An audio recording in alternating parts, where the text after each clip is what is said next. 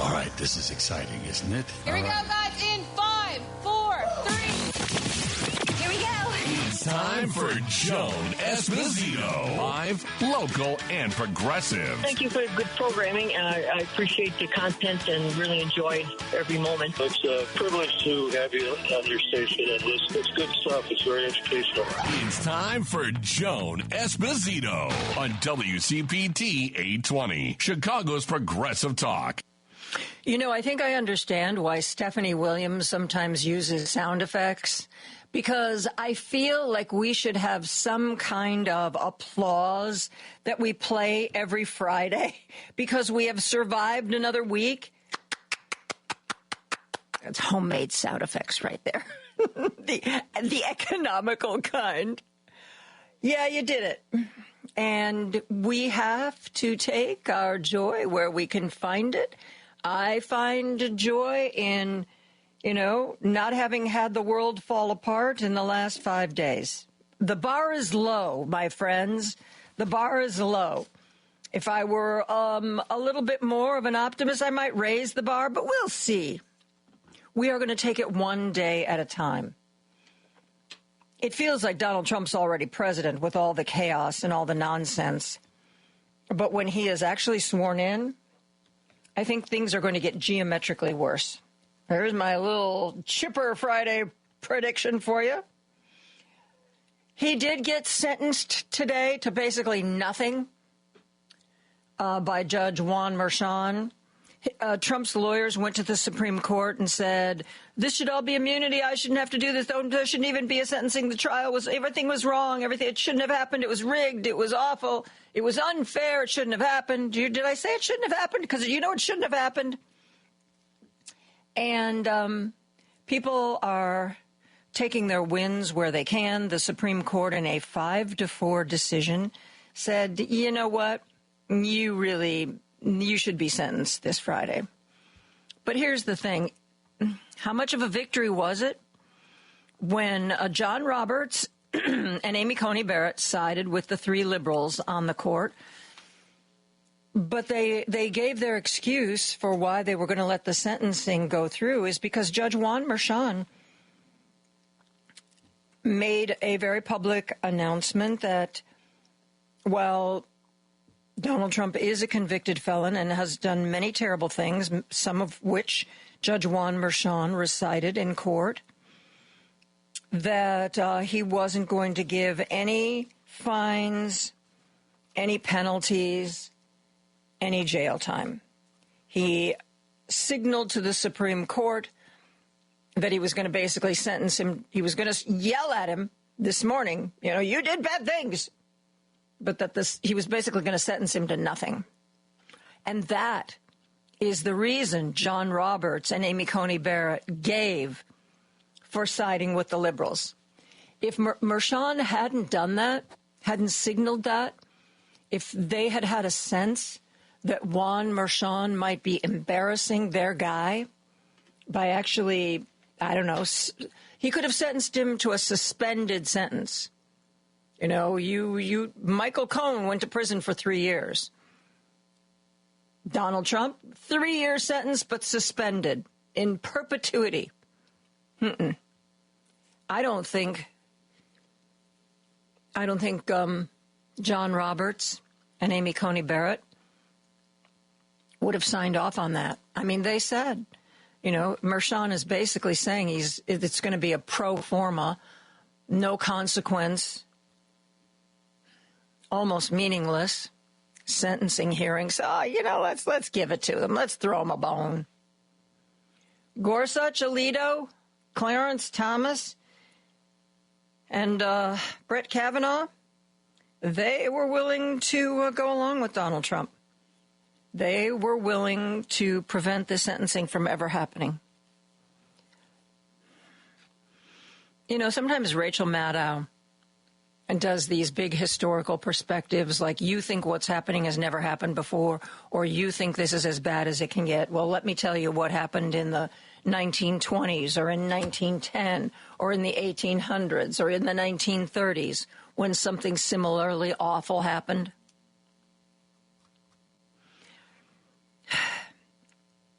I would like to find out, maybe we need to get Carolyn Shapiro back on.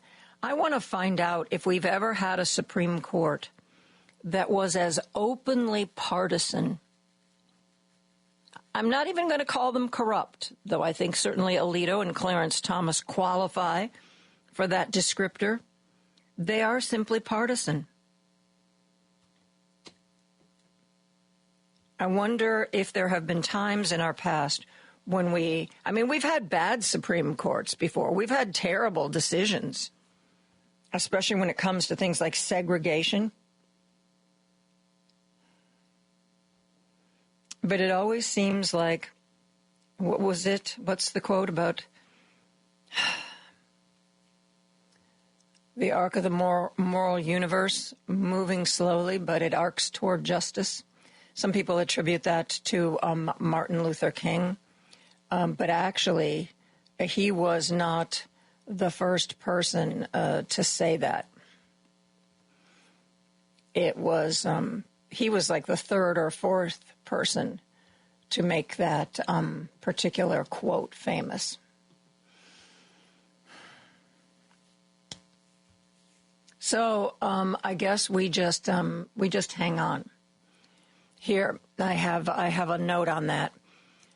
Barack Obama said it in 2009. MLK Jr. said it in 1958. He is often the one it's attributed to. Reverend Seth Brooks said it in 1934, and the first person to say the arc of the moral universe is long, but it bends toward justice, was the Reverend Theodore Park, who said it in 1918.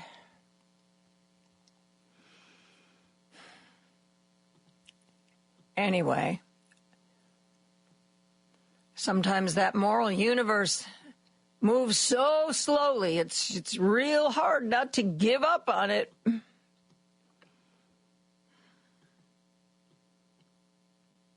2 steps forward, 1.5 steps back, 2 steps forward, 3 steps back.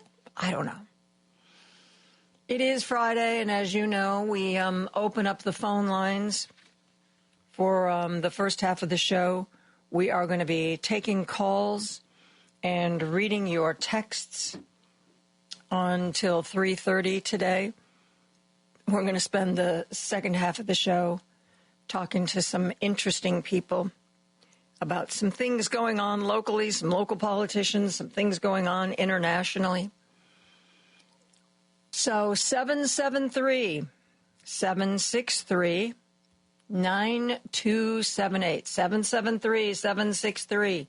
773-763-9278. You can call Lady B and be on the radio with me, or you can shoot me a text. On that line, somebody was texting in already about of the photograph of the Jimmy Carter funeral. I mentioned yesterday, as the casket was being escorted out of the cathedral, virtually every vice president and every former president put their hand over their heart, with the exception of Donald Trump and Melania, who just stood there. On social media today, a lot of people are pointing out, be quiet, my child. A lot of people are pointing out the Carter Center had a photographer there, and they took a picture from the side of the cathedral where you could see presidents and vice presidents. You cannot see Donald Trump or Melania. The photographer framed the shot so that they were behind a pole, a column. You can see everybody else, but you can't see them. A lot of people paying a lot of attention to that. Lots going on today. Let's just get started. Let's go to the phone lines. Our good friend Dave from Hoffman Estates is on the line. Hey, Joan. Happy Friday. Happy Friday. And now, first off, when Trump's gotten convicted, and that you or all of us, do we need to start calling him Don Vic Trump? You know? We need something like that.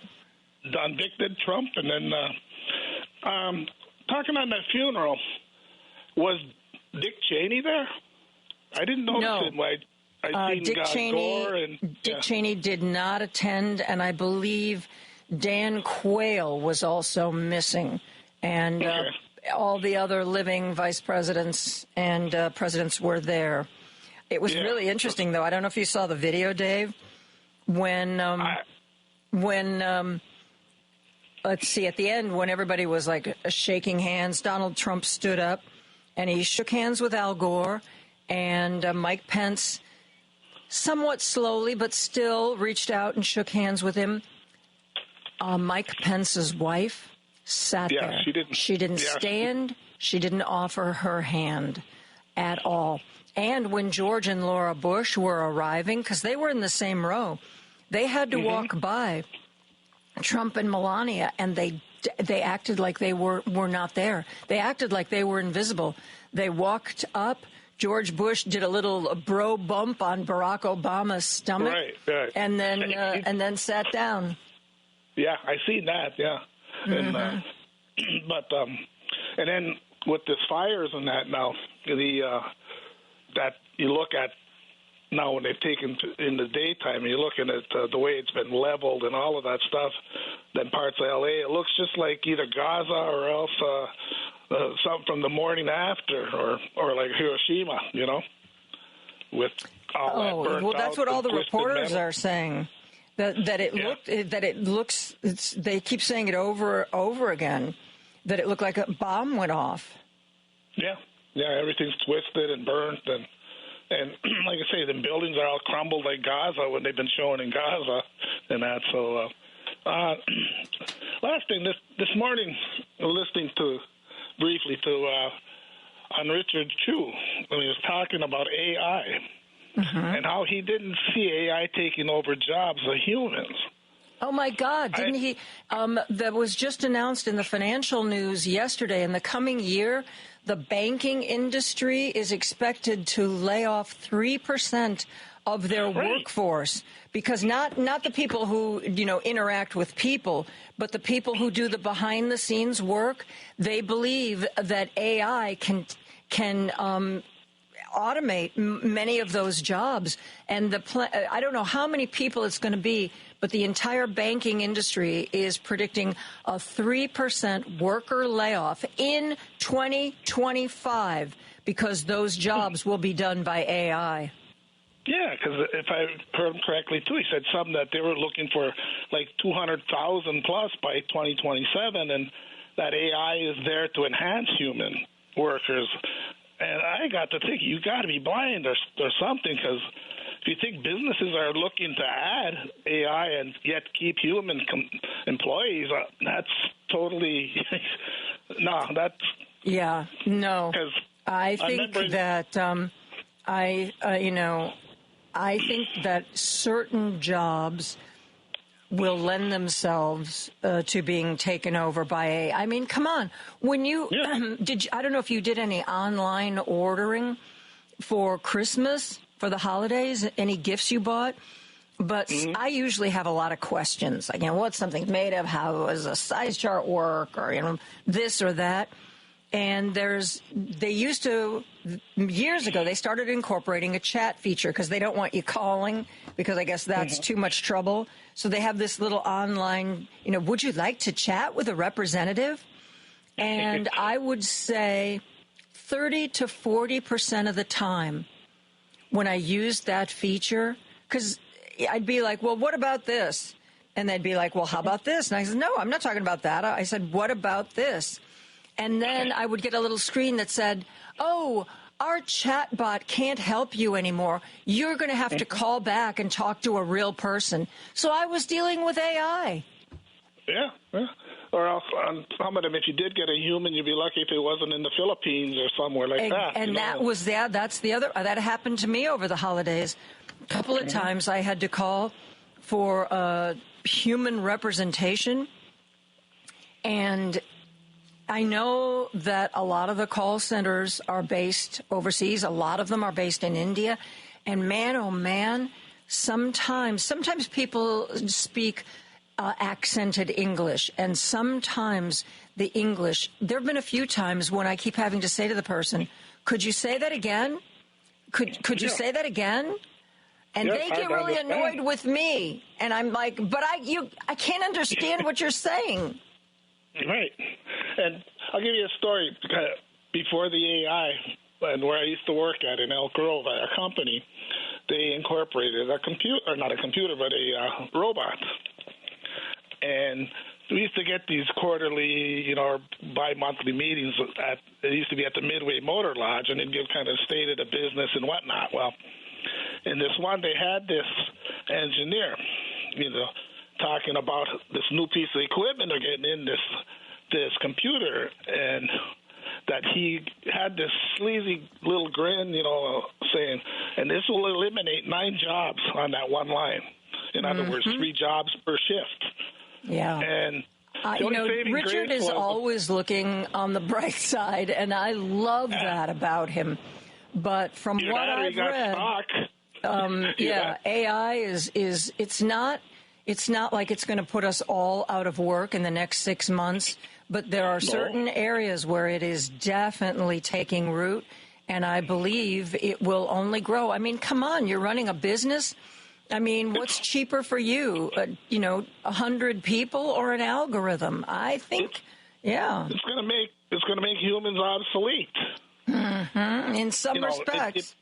Yes, because even it may not be totally AI, but look at, you go to the Jewel or something, the self checkouts, or McDonald's, you got. And when I go to, there's my local Lowe's.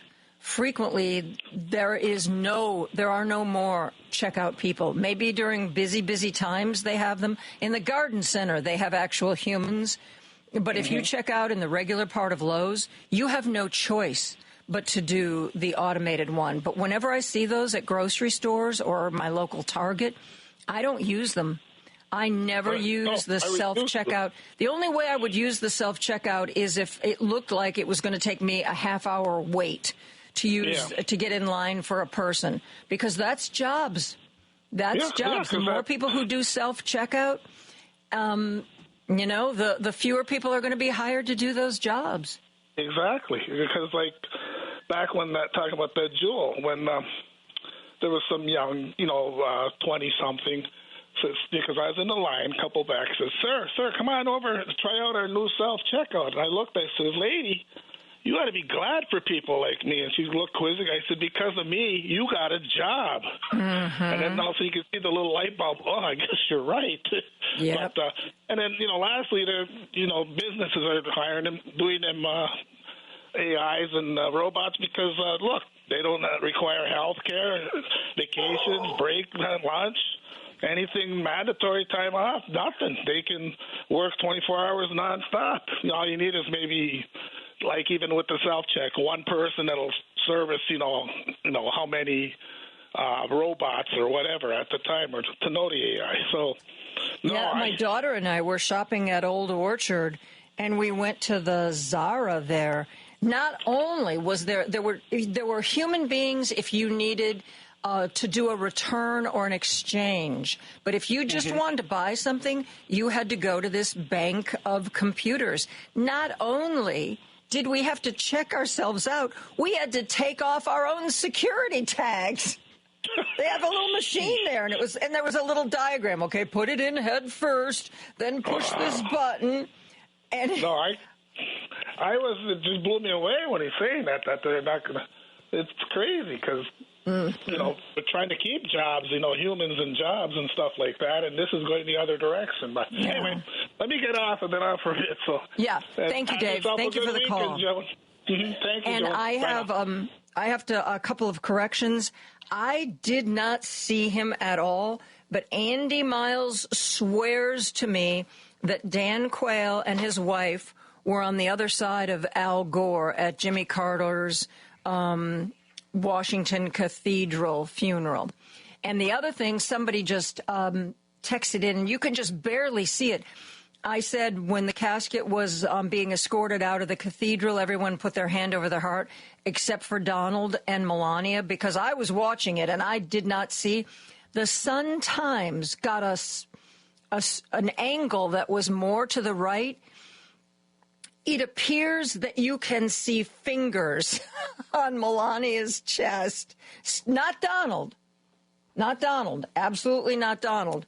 But right behind Doug Emhoff's head, you can see tiny little Melania fingers. So Melania had her hand over her heart, as did Kamala and the Bidens and Barack and the Clintons and, Pence and Bush.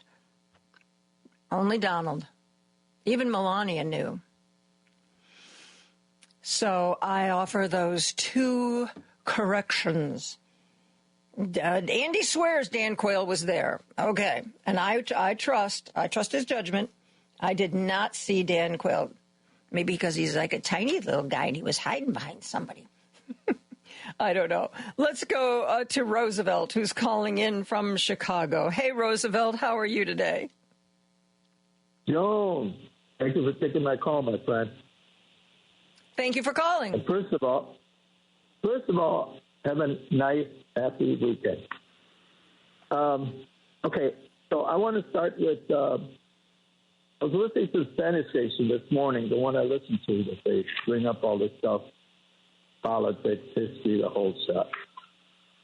And they brought up, there's a contributor, a sports contributor, and he happened to drop a little nugget that our future president is trying to buy a team in England. What do you know of that? A soccer team. Who's trying to buy it? Our future president. Donald Trump? President-elect. I haven't read anything about that. I know that Elon Musk has been stirring up some nonsense in the United Kingdom. He got a smackdown from the prime minister. But I have not read anything about Donald Trump attempting to buy a soccer team. Well, and by the way, related to the subject, how do you think it's going to work once he's in, as far as this emolument clause that supposedly presidents are not supposed to make money? When he made money and didn't hand it over the last time he was president, he didn't hand it over to his son. I believe he was signing checks as far as in the White House.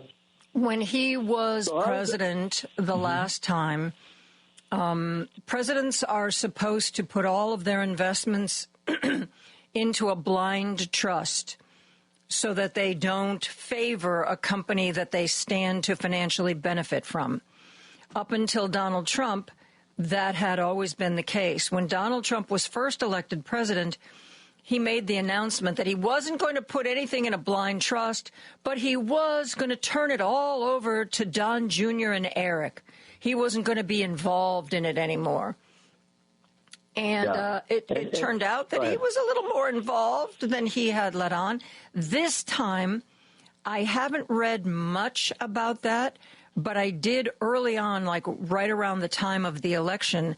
I can't remember if this was based on something Trump said, but there was speculation that this time around he wouldn't even bother with the pretense of trying to say that he was turning things over to the boys, that he was just going to leave all of his business, such as it is, exactly the way it was. And as we learned last time around, a lot of what we used to think government officials had to do was not actually written into law.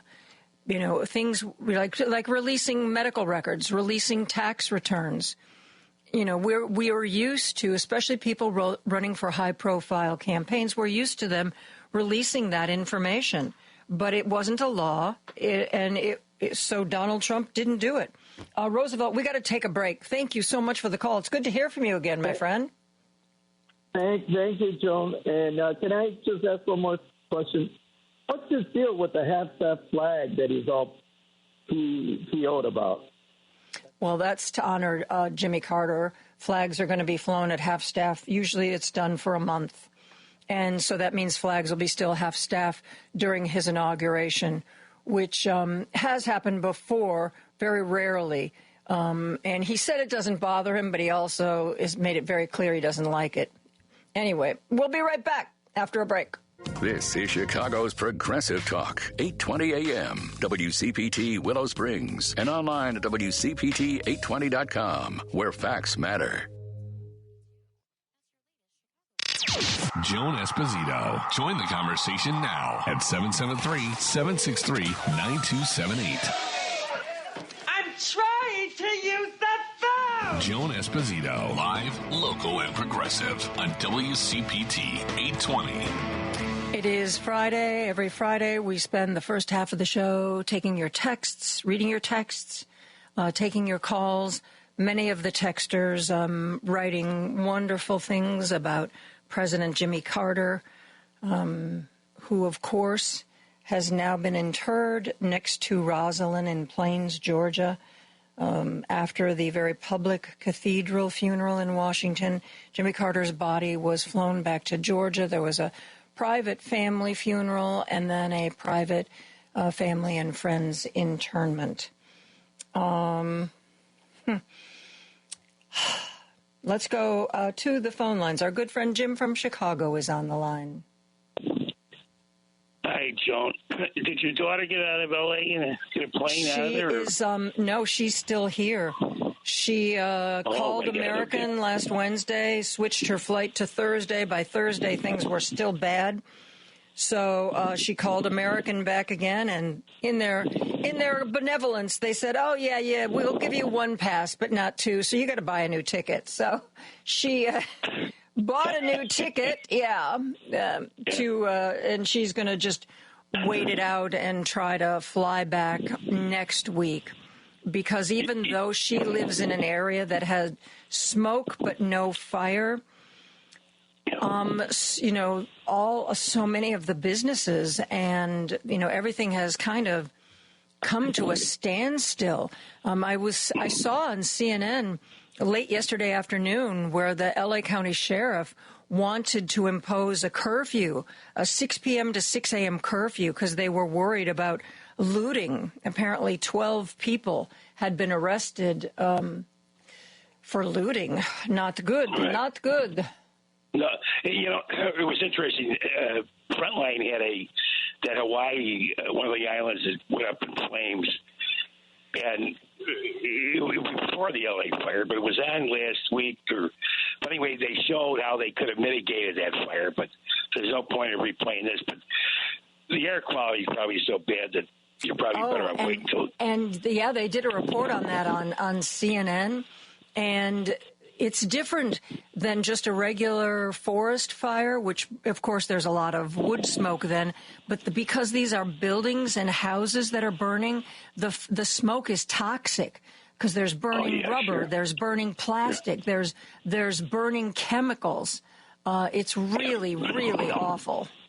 Yeah, somebody with emphysema or some kind of a lung impairment would be not a good idea to be there.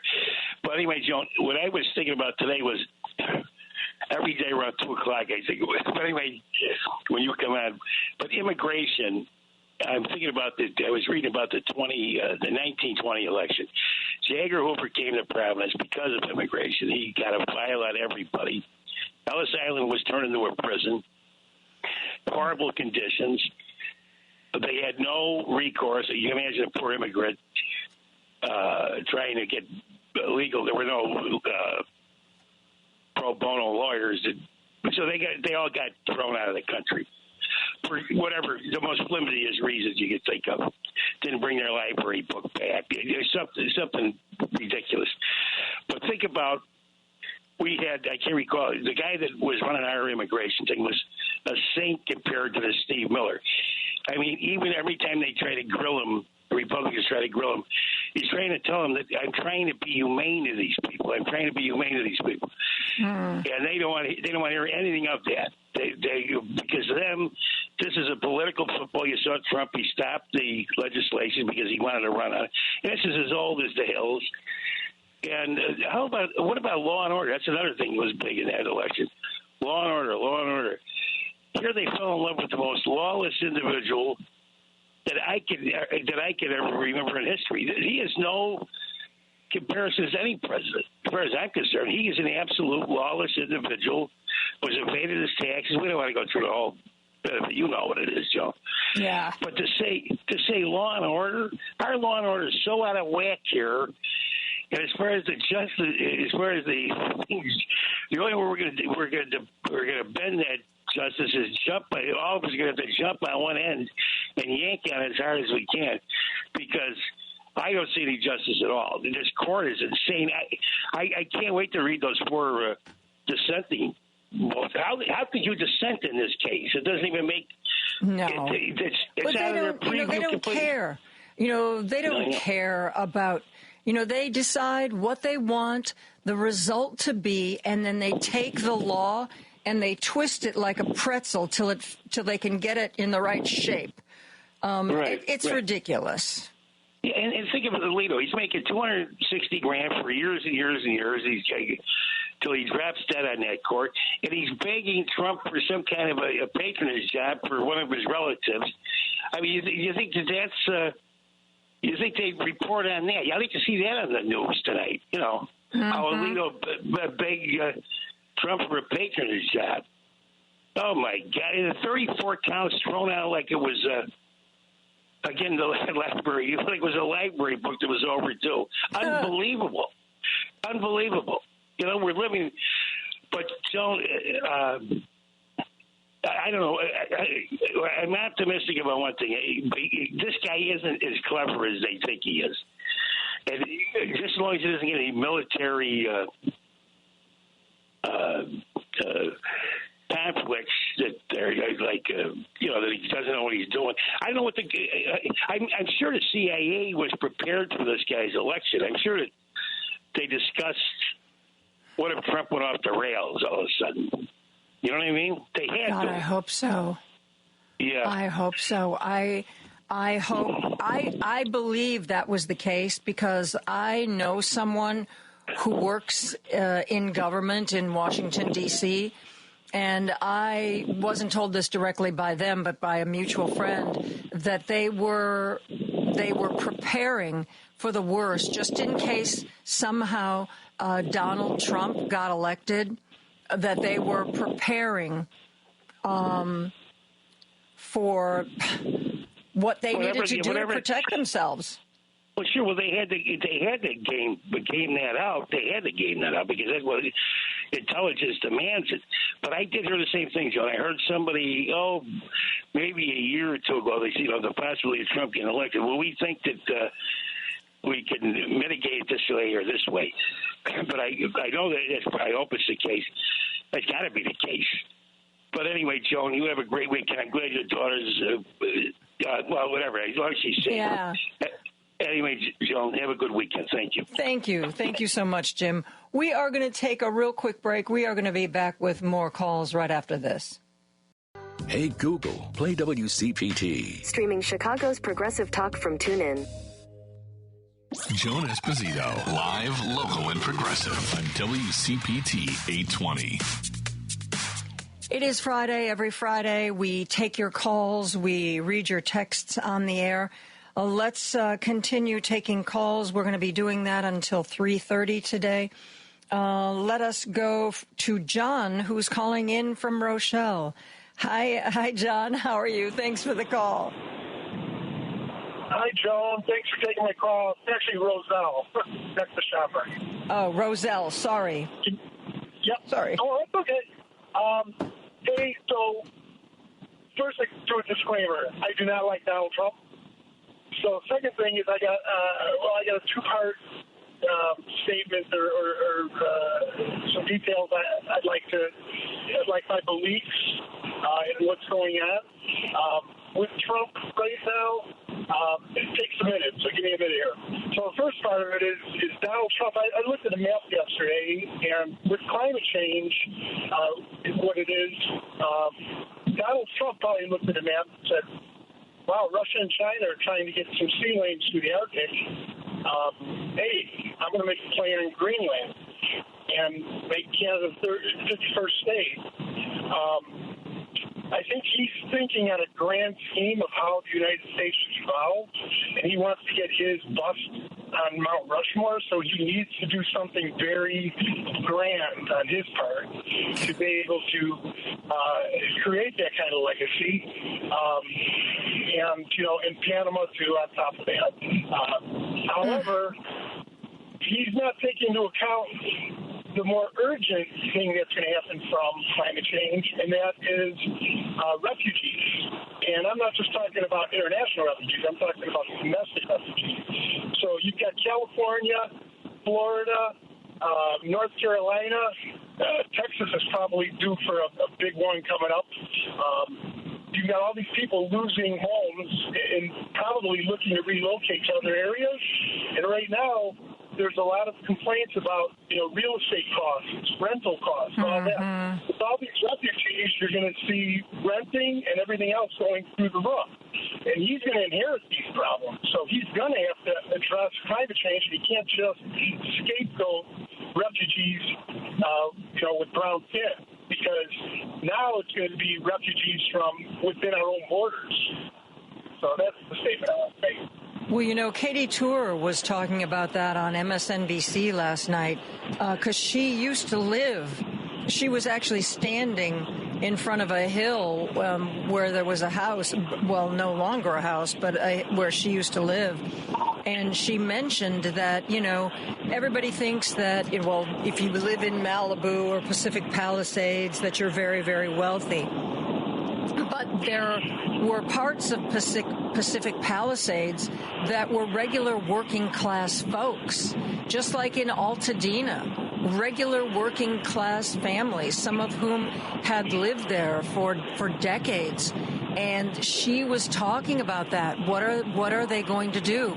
California's had a lot of problems getting insurance companies to cover any kind of natural disaster. So not everybody has insurance. And she said, even the people with insurance, is it going to be enough to rebuild? And one of the things she said, or because it is, even if you were in a blue-collar area, it's still Pacific Palisades.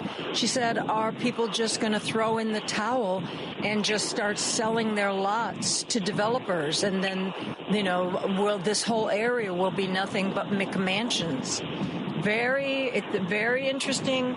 I think that there's going to be some really good reporting on how this situation resolves itself.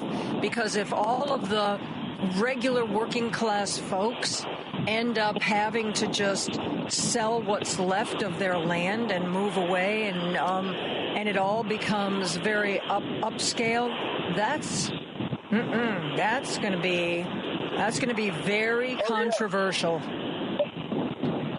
There's probably over 100,000 people that consider refugees now that have lost their housing. So, and it's going to grow. It's gaining momentum. So I don't know that anybody on the Republican side can avoid that. I know they've been trying to deny it, but it's coming home to roost. Yeah, this is a story that is going to be a big story for years to come. I mean, even, with all the rubble that's there. I mean, Joe Biden has said that, at least for the first 6 months, the federal government's going to reimburse for all the costs. They've got to get bulldozers in there. Where's all the rubble going to go? I mean, where are they going to put it? They've got to clear out all the damage before they can rebuild. I mean, it's going to be a nightmare. Where's the labor going to come from, and where are those people that are doing the labor going to stay? And yep. There's a really, but just Donald Trump gets to inherit this.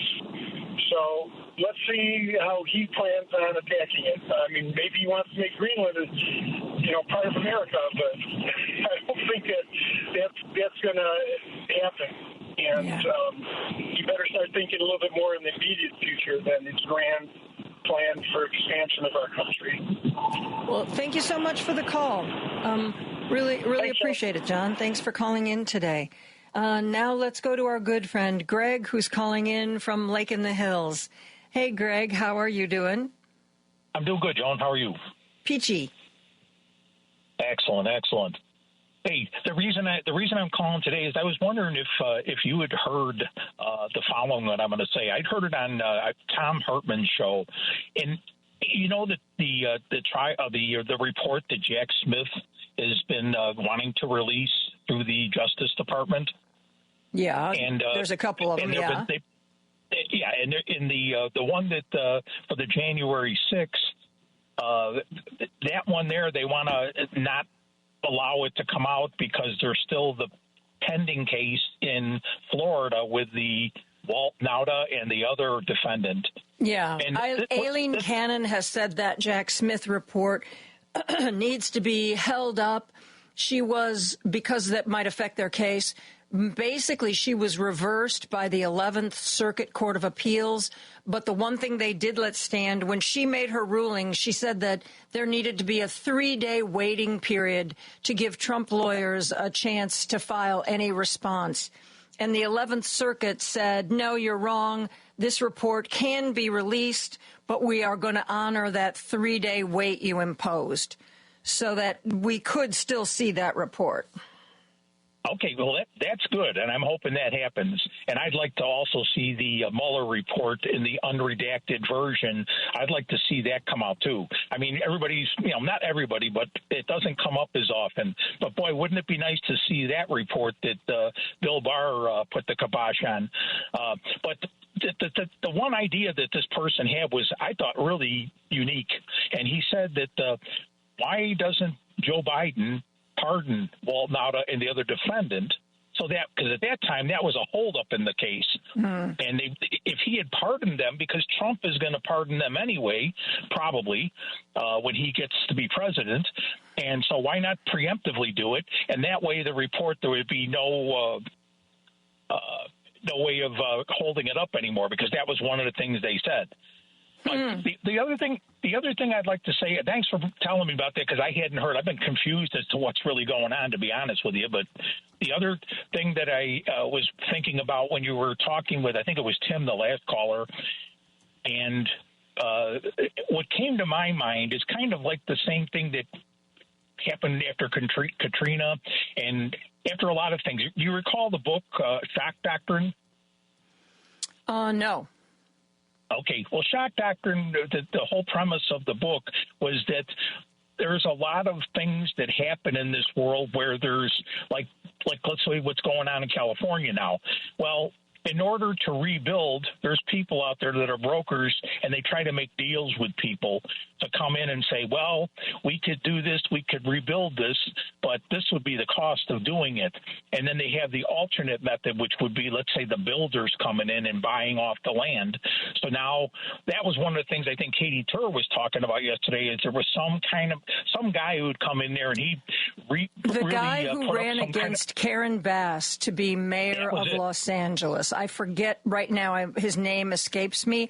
He gentrified like a little shopping area, and he bought it and put in all these cute little shops, and he hired a private fire service to protect his shops, which escaped the fires, because there were these private firefighters whose job was only to preserve his little area of boutiques.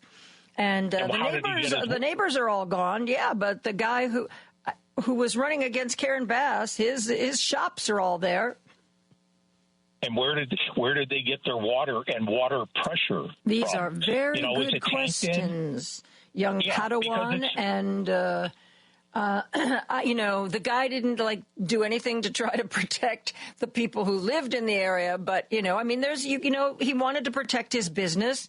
And I guess we can say okay for that. But you're absolutely right.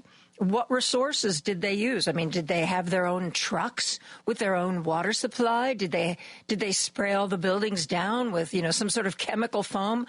I don't know. All I know is that he hired a private firefighting service that preserved his little shopping center.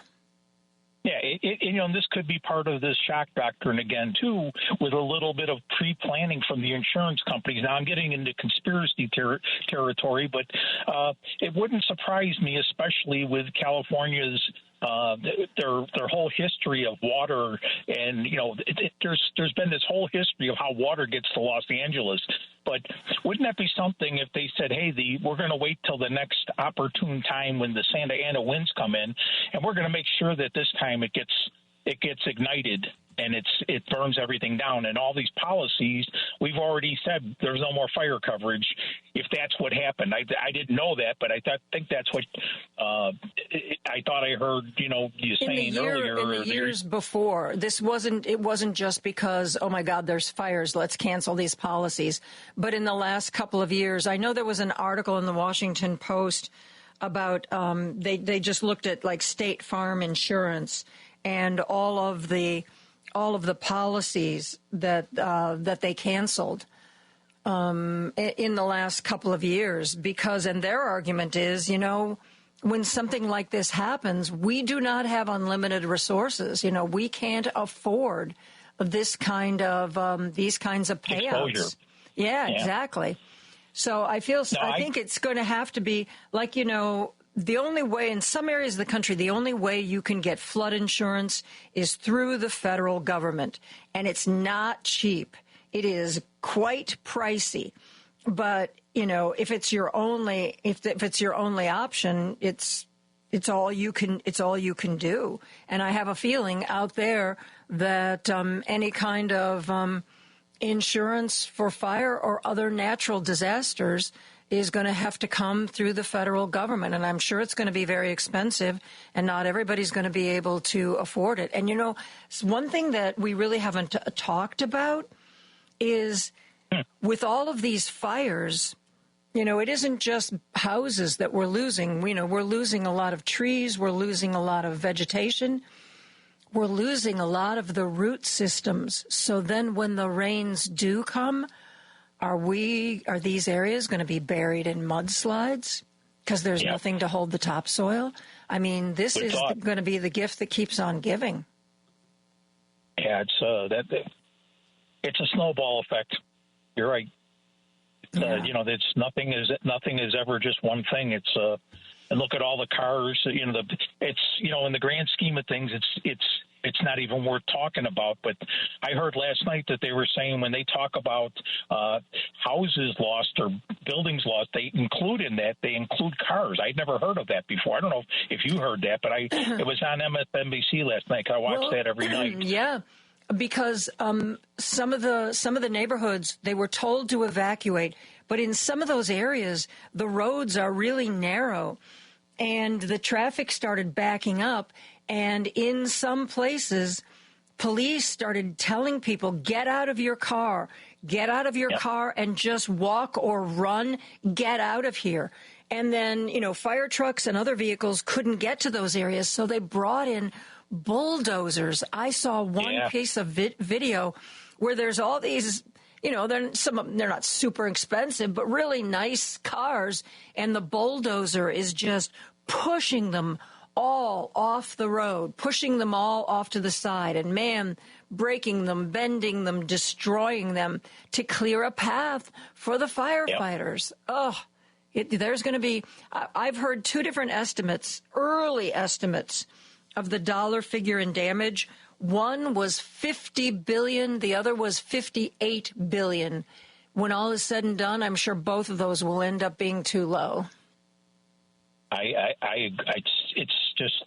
It's too much to even think about it. And all the people who were in the, out there and have to deal with this, it's just heartbreaking. I think they know, the people know, and when they get to thinking about this couple weeks down the line, that they know people are thinking about it. Right now, they can't. They're in shock. I saw some people, and it's heartbreaking. You see these people, and they've lost everything, and I couldn't imagine myself being in that situation, and it's it's terrible, Joan. But anyway, I wanted to call you, and I didn't know if you'd heard that, and but thanks for letting me know. You gave me information I did not know about with the report, and let's hope that and the Mueller report, maybe both of them can come out and and lay this guy's evil activities bare. Yes. Now, wouldn't that be nice? Wouldn't that be nice? Yes. Thank you so much for the call. We are going to take a break for news. We are going to come back with more callers right after this. WCPT replay. Brian Tyler Cohen joins us. Yay. I feel like Democrats are always 10 years behind on recognizing the threats of something that's being propped up by Republicans. How many years did it take us before we recognized that Republicans were gerrymandering state after state after state? And they had a 10-year head start, and they gerrymandered most of the country. I mean, it's still happening. We look at the 3 seats that Republicans won in North Carolina. Well, there's a roughly 3-seat margin that Republicans will win the House by. And so they owe their majority yet again to the fact that they were able to gerrymander seats in this election cycle in the House. And now with the media, it's happening again. And Democrats have to stop conferring all of their attention and validation onto mainstream media, who is not on our team. They serve a very important function and purpose, but it's not to be a propaganda arm for the Democratic Party in the same way that Fox, Newsmax, OAN, Rumble, those are all propaganda arms of the Republican Party, and the asymmetry at play is what's killing us. Keep listening to WCPT 820 because facts matter.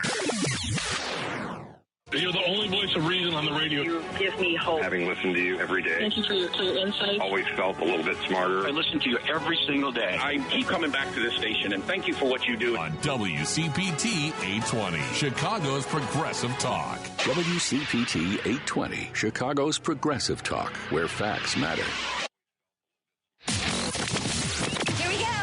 Time for Joan Esposito. Live, local, and progressive. Joan, as always, exceptional work from you. From, your TV days all the way up to today. You're truly exceptional, and thanks for this great show you have. It's time for Joan Esposito on WCPT 820, Chicago's Progressive Talk. 773-763-9278. 773-763-9278. Taking your calls, reading your texts until 3:30 today. So for a little while longer. Before we get back to that, though, we've been talking about the L.A. fires. This was from a couple days ago. First of all, this morning on CNN, they were talking to a guy who had a little local family restaurant in Altadena. And he was talking about, in Altadena, there's something like a dozen homes that survived. And he was talking about how, he would really like to serve the community. Is there going to be a community? Is the community just gone? I mean, he said that it was a little unclear where he was. You couldn't tell if he was in his own home, because he said, I was really lucky. I had friends, so he might not have even been at his own house. But he said, I was talking to the guy who works at my restaurant as a dishwasher, and he and his wife lost everything. And he said, I was lucky. I had friends that I could go to. Somebody like that isn't going to have the wherewithal to rebuild. What's going to happen to this community? What is going to happen to the people of Altadena?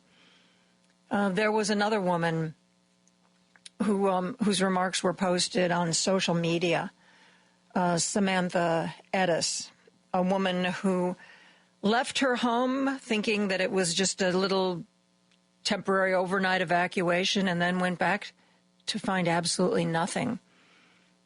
She told her story on social media. Her name is Samantha Edis, and I want to share her story with you now. Listen to this. We received the devastating news that our home is burned to the ground with all of our possessions. It's hard to process the idea of losing the home you raised your kids in and a place with so many amazing memories. And I just keep trying to tell myself that your memories never die. So even if you lose all your possessions, you will always have your memories. And I'm trying to hold on to that, but we're taking it step by step.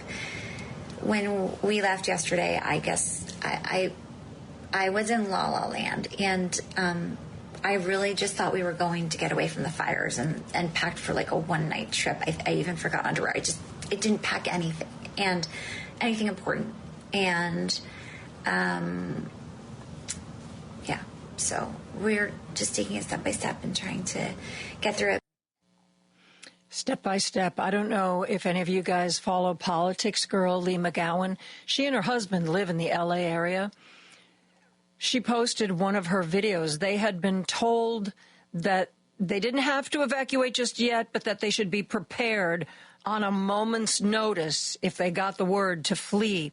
And she showed video of her living room where they had laid out their duffel bags and suitcases, and they had brought what they thought they could save, what they wanted to save, and piled it up in the living room. And she said, we've got everything ready to go. If we get the word, we just throw it in, and away we go.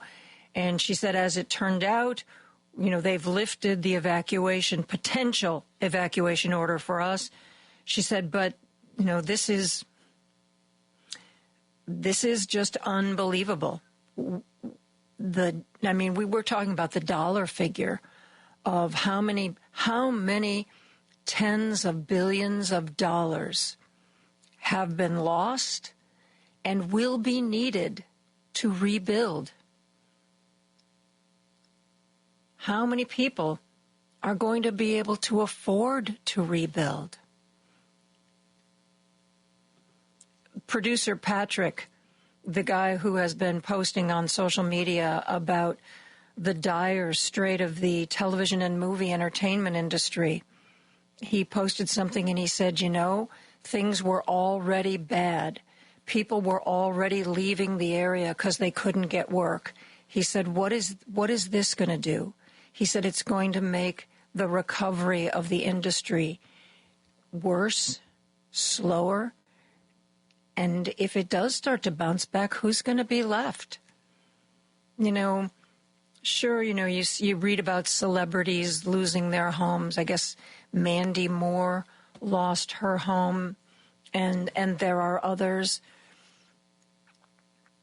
But people who, if you were a grip, if you worked as an electrician, if you worked in, you know, sound or lighting, you're not making millions of dollars an episode. What's going to happen to those folks, the ones that are left? And what's going to happen to that industry? I think we're going to see what Gavin Newsom is made of. How does this rebuild go? Does this burned out area become all rich people, the only ones who can afford to spend the out-of-pocket necessary to build? If Gavin Newsom rises to the occasion, then I think, you know, he's going to be very well positioned to run for the presidency in 2028. But this is a challenge. This is a challenge as big as COVID. Anyway, let's go back to the phone lines. Our good friend Eduardo is calling from Florida. Hey, Eduardo, how are you today? Hey, Joan. Well, I wanted to bring up a couple of things, and if I get a chance, I got something I'm going to comment on Mr. Mazzaro.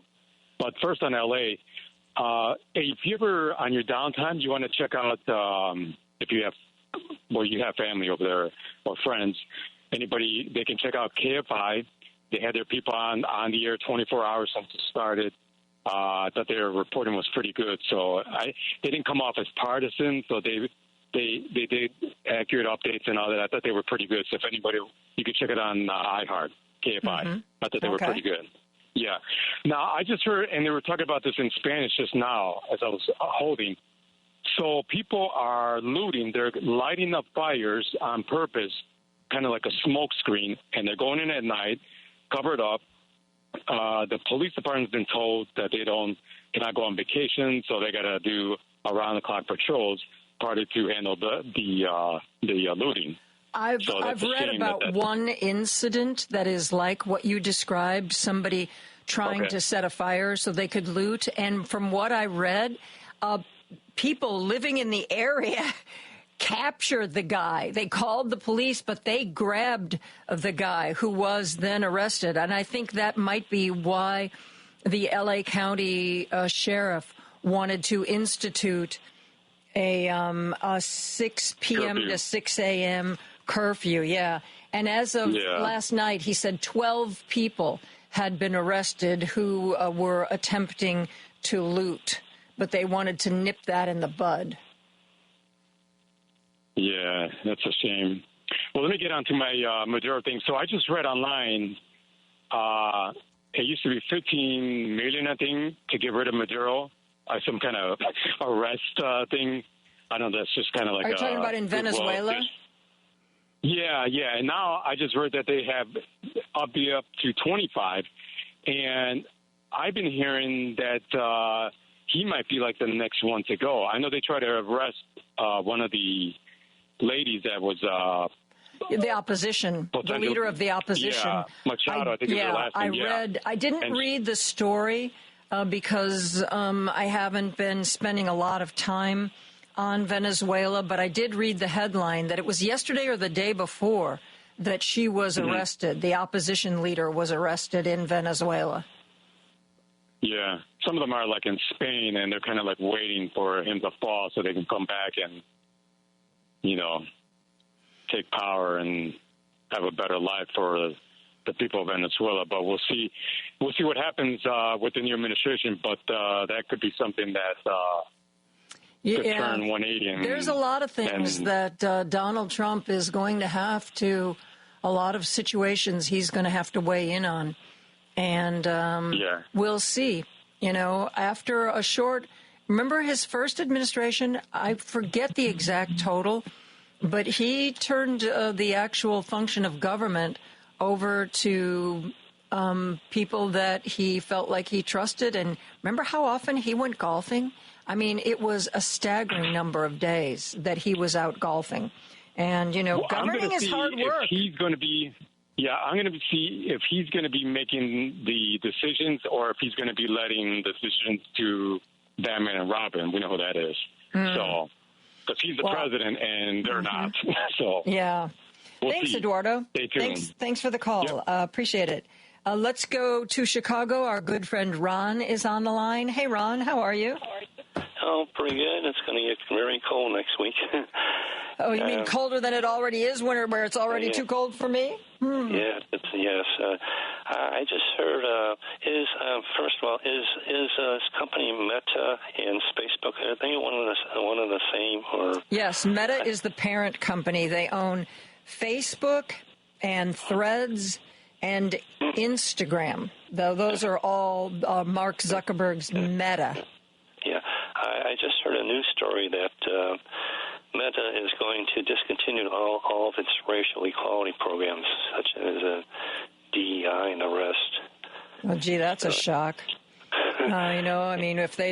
If they're giving up on content moderation to keep hate speech out of gender spaces and racial spaces, why would they bother, to have to try to have equality or equity in their workforce? Right. It's Yeah. Well, maybe they're the first, maybe they won't be the last. There'll be other companies following them, I'm sure. Well, there was, our McDonald's is based here locally, and it was reported in the Tribune that they have also decided to rewrite their policies with less of an emphasis. There's going to be less of an emphasis on diversity, equity, and inclusion at McDonald's going forward. Yeah. Right. And one more thing with, a convicted felon cannot own a firearm, but in 10 days, a convicted felon is going to be walking around with a black box with the nuclear codes. It's something that's a disconnect. There you go. There you go. Oh yeah. Yeah. Maybe they'll give him fake codes. Wouldn't that be better if they gave him fake codes and they tried to find somebody more responsible to have the real codes? I would support that. Yeah, Congress could do something about authority over that, but they don't want to do anything. Well, not when it's all Republicans who live to serve. No, they're gonna rubber stamp. I predict for the first year or two of the Trump administration is going to be the worst, because that's when he's going to have the Republican Senate and the Republican Congress that rubber stamp even his worst ideas. And then after the midterms, he'll be a lame duck president, and maybe we'll see a change after that. I hope so. All right. Yeah, I think it's going to be worse before it gets better. Thanks, Ron. Thank you so much for calling in. Let's see how much time we have. Can we get all these in? Yes, I think we can. Close the phone lines as you did, Lady B, because I'm gonna try to get to the rest of these callers. Let's go to Palos Park. Ed is on the line. Hey, hello, Ed. Hi, Joan. Hope you're doing okay. I just when I heard the news last night about Trump and his toadies being rejected by the Supreme Court, as far as him trying an attempt to have it dismissed or get a delay, I was absolutely on cloud nine. Now, watching the proceedings this morning, I did like the prosecutor when he ran through a list of the offenses that Trump has committed in the past year regarding this case, for him to, all the contempt of court citations, the threats to the judge, that was all brought out, which I thought that was really great to hear that. Yeah. Now, when Trump was given a chance to speak, I knew before he even opened his mouth what he was going to talk about, like, woe is me, and I am innocent, and everybody else is wrong, and, on and on and on, and talking about things. He won the election, and he did this, and he did that. Typical Trump. That's his shtick, as you might say.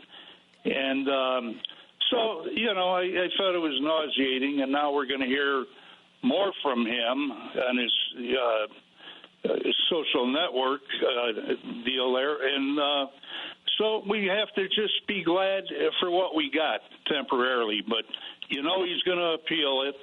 And let's hope that the Supreme Court kicks him back again, so that sticks, that convict that he's a felon.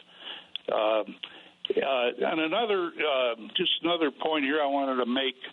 I've been hearing a lot about the media just totally normalizing Trump and not being kind of like apprehensive about standing up to him when he's asked questions, and he gives like a milquetoast answer, and then he resents if the questioner tries to go deeper, and So his press conferences are going to be really worthless. His other trick, and pay attention to this, he will stand before a group of reporters, but the reporters do not get a microphone. So he'll be on the microphone and he'll say, okay, question from you. And, maybe you ask a really pertinent question, like, why is it you think the people of Greenland, want to be a part of the United States? Because unless he repeats the question, most cameras aren't going to pick up somebody who's off mic. And so then he can say whatever he wants to say, and if he lies and the reporter starts to go, that's not true, nobody is going to hear the reporter, and he can tell whatever story he wants, and he can move on to the next question. He's already started doing this. On his last quote-unquote news conference, the reporters don't get a mic, they can't do any follow-up, and he just says whatever he wants to say and move on. Yes, it's very difficult to. Last point I wanted to make: 15 million Democrats did not cast their vote. Not good. I mean, doesn't say much for the Democratic Party. I mean, had they voted naturally, we would have won. But sad but true. So we have to. Well, that's what I was talking to somebody earlier this week, Ed, and I said, I know that after an election, the political sciences researchers try to collect all the data, who voted and, what were their thoughts and what were their motivations.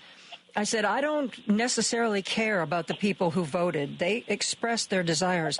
I want them to look at the registered Democratic voters who stayed home. Because you're right, they stayed home by the millions. Those are the people I want to know. Were you confused? Were you conflicted?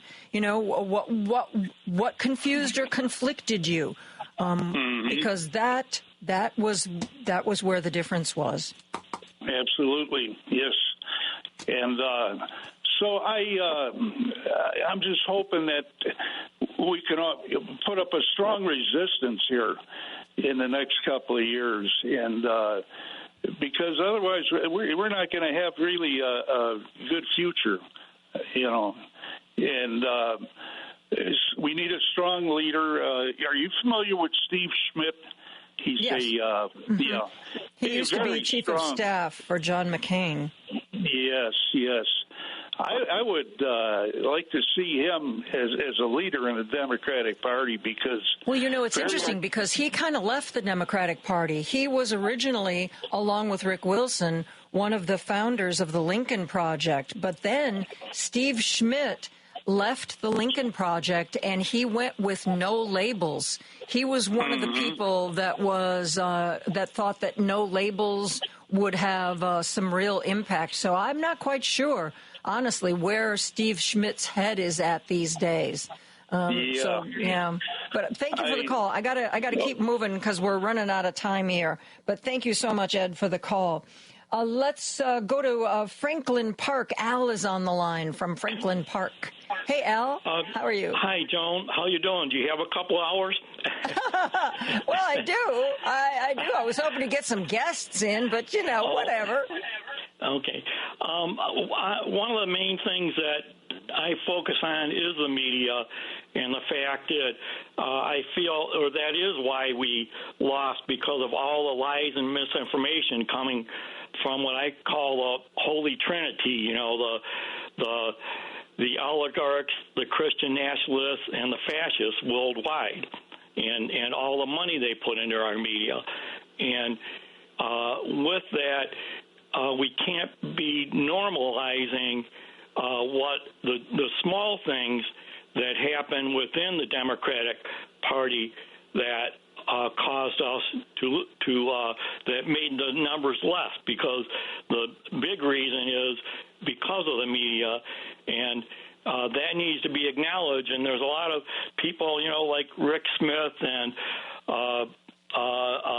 several other shows like your guests yesterday, like Mark and Jennifer, that all acknowledge this. But there's some guests that you've had on and some guest hosts where you do not talk about what happened in the media, and you talk a lot about these little things that all could have improved the numbers a little bit, but we can't say those things without, in that same conversation, talking about the media and how we got here. Yeah, the media to me has, in the last many years, has been a huge disappointment. I really think the media has lost its way. Al, I'm going to wrap up because I'm going to try to squeeze in one more call before the end of the break. Thank you so much for calling in. Let's go to our good friend Paul, who's on the line from Seattle. Hey, Paul, how are you? Hey, John. Speaking of the media, let me just go quick. I know you got just a minute here. Have you heard this, that Trump has been saying that the fires in California were caused because Gavin Newsom refused to sign the Water Declaration Resolution? Yeah, a document that doesn't exist. That doesn't exist, yeah. I mean, where's the news media on this? I know, and this is part of what frustrates me when something like this goes by the wayside. I mean, Donald Trump might as well say the fires were caused because Gavin Newsom didn't sign a treaty with the aliens who landed at Area 51. Well, and also the failure to clear underbrush. And this is what the right wing has been doing for a long time out here in the West, saying that forest fires are because the liberals won't let the timber industry clear out, a lot of underbrush from old growth forests and so on, and that's what's causing it. And, underbrush is supposed to burn. We do have natural forest fires, but it's the climate change that's made things so hot and so dry. Yeah, if we hadn't had 80, 100-mile-an-hour winds, we would not have what we have in California. And one of the weather people I saw earlier in the week explained it. There was like a high pressure and there was a low pressure. And because of the Santa Ana winds, they created a perfect corridor for the winds to surge through like a valley between these two pressure systems. And that was, that's why we now have, according to the last map I saw, there's 6 different fires. That's not, that's because the wind is blowing these embers and they're getting started in new places. And that, my friends, is extreme weather that we are going to see more and more because of climate change. Right. And then when you look at the fires up in Canada that were causing smoke down in the Midwest the year before last, the sheer vastness of natural forests are so big, there's not enough timber industry in the world to clear out all of the underbrush that they think you have to do. It's just because they want the national forest to just be open to the timber industry. It's the same lie they've been telling forever and ever. I mean, there's so much vast forest land, and besides that, nobody lives up in the Northwest Territories. I mean, there's only one city, like Yellowknife, Canada is about the only city there, and it's only 25,000 people. So it's not like people are causing these fires. These are occurring naturally, but it's the climate that has suddenly made them go out of control. But, just to sum things up, when you look at 91 criminal counts that Donald Trump faced, all pretty much erased, that's the recipe for creating a monster. And you know what? The news media is going along with it. Yep, so far they seem to be. If Donald Trump is smart, he's threatened, various news outlets with prosecution. He'll just let them be because they're already censoring themselves. If he's smart, he'll just let them be. We've got to get to a break. Paul, thank you for the call. We are going to be right back with much more after this. If you've missed any of today's show, you can listen on Spotify, Apple Podcasts, TuneIn, iHeartRadio, YouTube, Amazon, or HeartlandSignal.com. Just search for Joan Esposito. Live, local, and progressive. This is Chicago's Progressive Talk, 820 AM, WCPT Willow Springs, and online at WCPT820.com, where facts matter.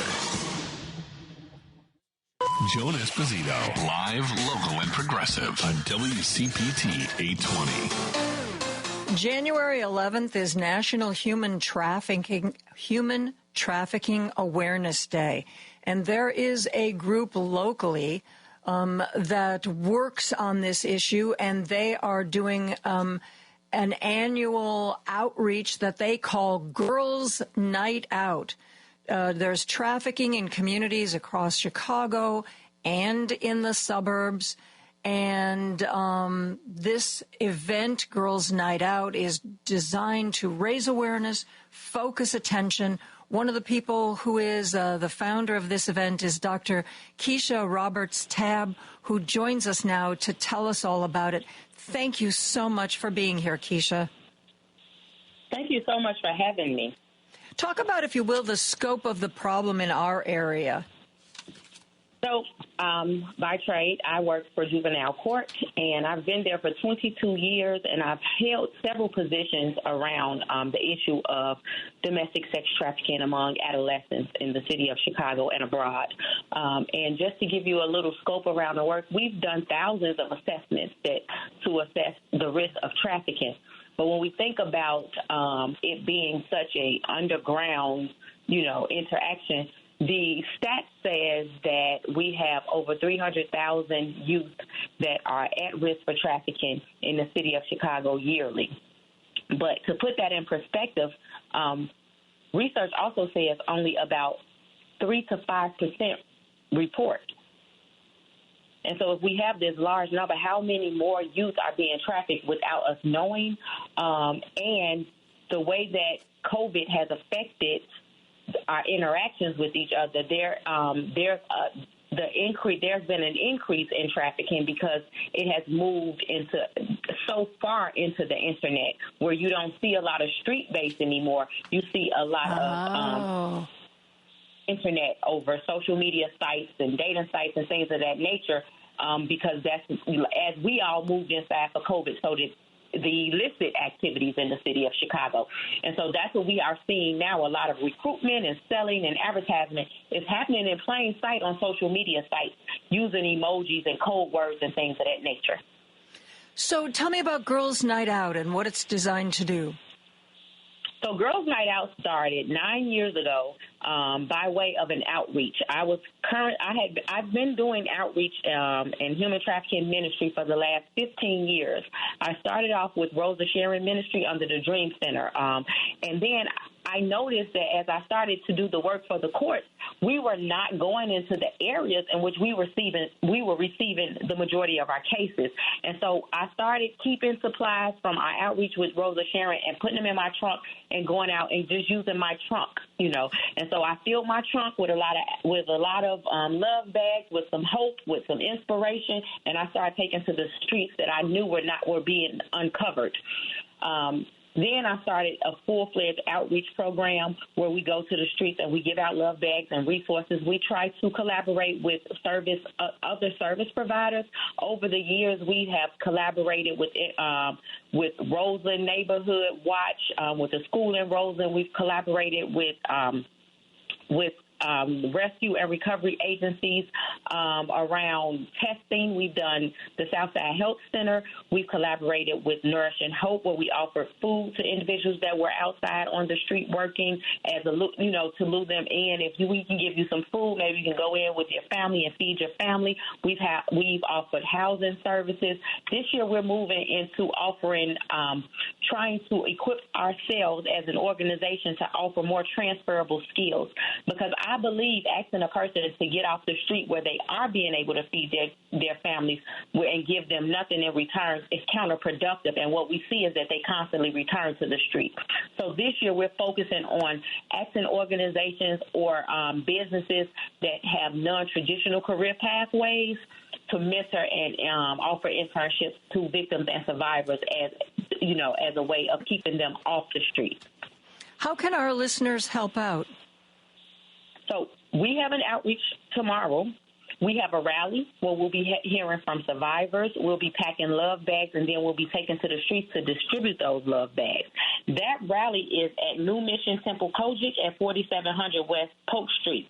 We began packing bags at about 7 p.m., so we collect donations there. We pack them up in the bags, and we distribute them to the different teams to go out on the street. What we try to do, too, is offer those bags into locations that we know young girls may visit or may, go to be warm while working on the streets, like gas stations, motels, hotels. So we distribute things there with resources in the bags as well, not just toiletry items, but resources. You can also donate at www.drkisharobertscab.com. There is a donate feature for Girls' Night Out 2025. And we're also having a gala on the 25th of January.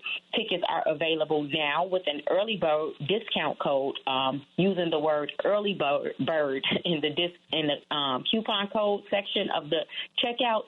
All of those things are helpful. If you are listening and you have a skill set in a non-traditional career path, like things that girls are already strengthened in: hair, nails, makeup, styling, account keeping, bookkeeping, art, different art avenues, anything that a young person can be mentored in without educational pathway, because we have to remember, if we think about recruitment ages for trafficking starting at as low as 11, these young people are probably not been in school for a long time.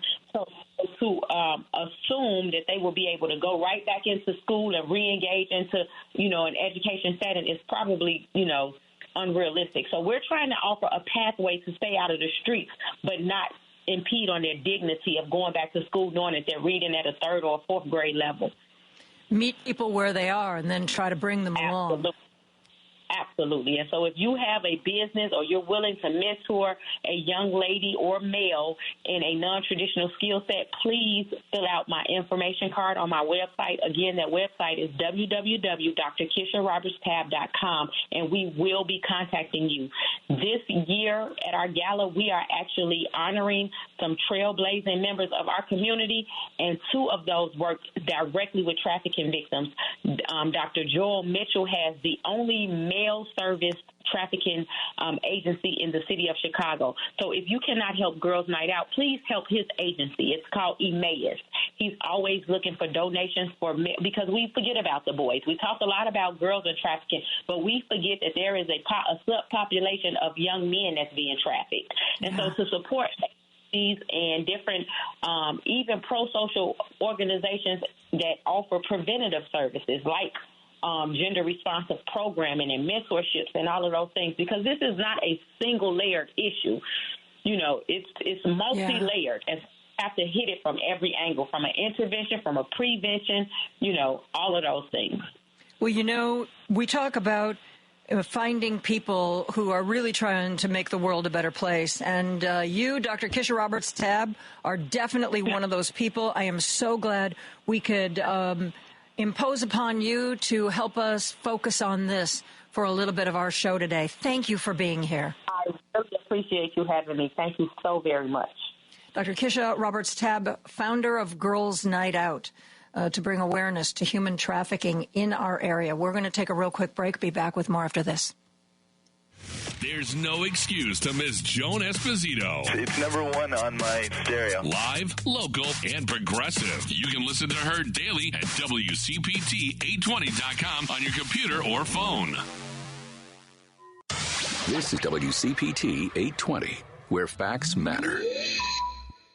Joan Esposito, live, local, and progressive on WCPT 820. Very pleased to welcome Congressman Nikki Budzinski from Illinois' 13th District to our program today. Congresswoman, you have been very busy. By the way, Happy New Year, first of all. Happy New Year. Happy New Year to you, too. It's great to be on your show. I have been signed up for a while for the releases from your office, and you have been quite busy. Tell the audience about some of the things you've been working on. Well, thank you, Joan. I, really appreciate that. We've actually, in my first term in office, which I just concluded, we had some real wins for the district I represent. For those that might not know, the 13th district is most of central and southern Illinois. So I represent communities like East St. Louis, my home, which is Springfield, Illinois, and then the University of Illinois. We won, and credit to the Biden administration for some of the really large transformational pieces of legislation they passed, like the infrastructure law. We just got our fourth competitive infrastructure grant. They call them RAISE grants for the community of Urbana to transform Florida Avenue, which has been a main thoroughfare in the community for so long, adding in bike lanes, upgrading the infrastructure. And these are the kind of really important infrastructure projects. This was, again, the fourth that we were able to just bring home this week, $10 million that really makes a difference in our communities, especially downstate. These are good-paying jobs, but this is also about public safety and economic development and creating more opportunity in downstate Illinois. So that was really exciting this week. And then we also partnered with both of our senators, Senator Durbin and Duckworth, to bring back about $89 million to the western side of my district. The Metro East, which is all of the communities on the other side of St. Louis, have regular flooding. And in some of these communities, some of the more impoverished, underserved communities in our state. And to get that $89 million of disaster recovery funds through the Biden administration is going to be a game changer for these folks that are dealing with flooding on a regular basis and getting them the assistance and the help that they so desperately need. That's amazing. And, when you're out in the community, when you're talking to people, what would you say the top concern you hear is? Mm-hmm. Yeah, I mean, we talk a lot about it during the election. We've talked even more about it after November, but it really is still the economy. It really is that I used to work in the labor movement, and so, very familiar with the struggles of working people just trying to put food on their table. And I do think that the gulf between those struggling to just make ends meet on a daily basis and the super wealthy, top 1%, getting more affluent, we need to be focused on the middle class in this country and helping people that are struggling with things like the cost of child care, investing in our public education, investing in our public schools, creating workforce development opportunities. I'm a really big believer, even though I have the honor of representing the University of Illinois and Southern Illinois University in Edwardsville, that a lot of people don't need or want the four-year career path, four-year college degree path. And so I'm working on opportunities in community colleges and union apprenticeship programs to get folks into good paying jobs. That's wonderful. We talk to union folks all the time. Yeah. And it's like just in the last couple of years, it's like they finally feel that they're getting the respect. It used to be, everybody was like, you got to go to college, you got to go to college, you got to go to college. And they were like, you don't. And we have these really good paying jobs that you can do, and we'll pay you to learn these skills, and you'll retire with a pension. And it's like for so long we overlooked that.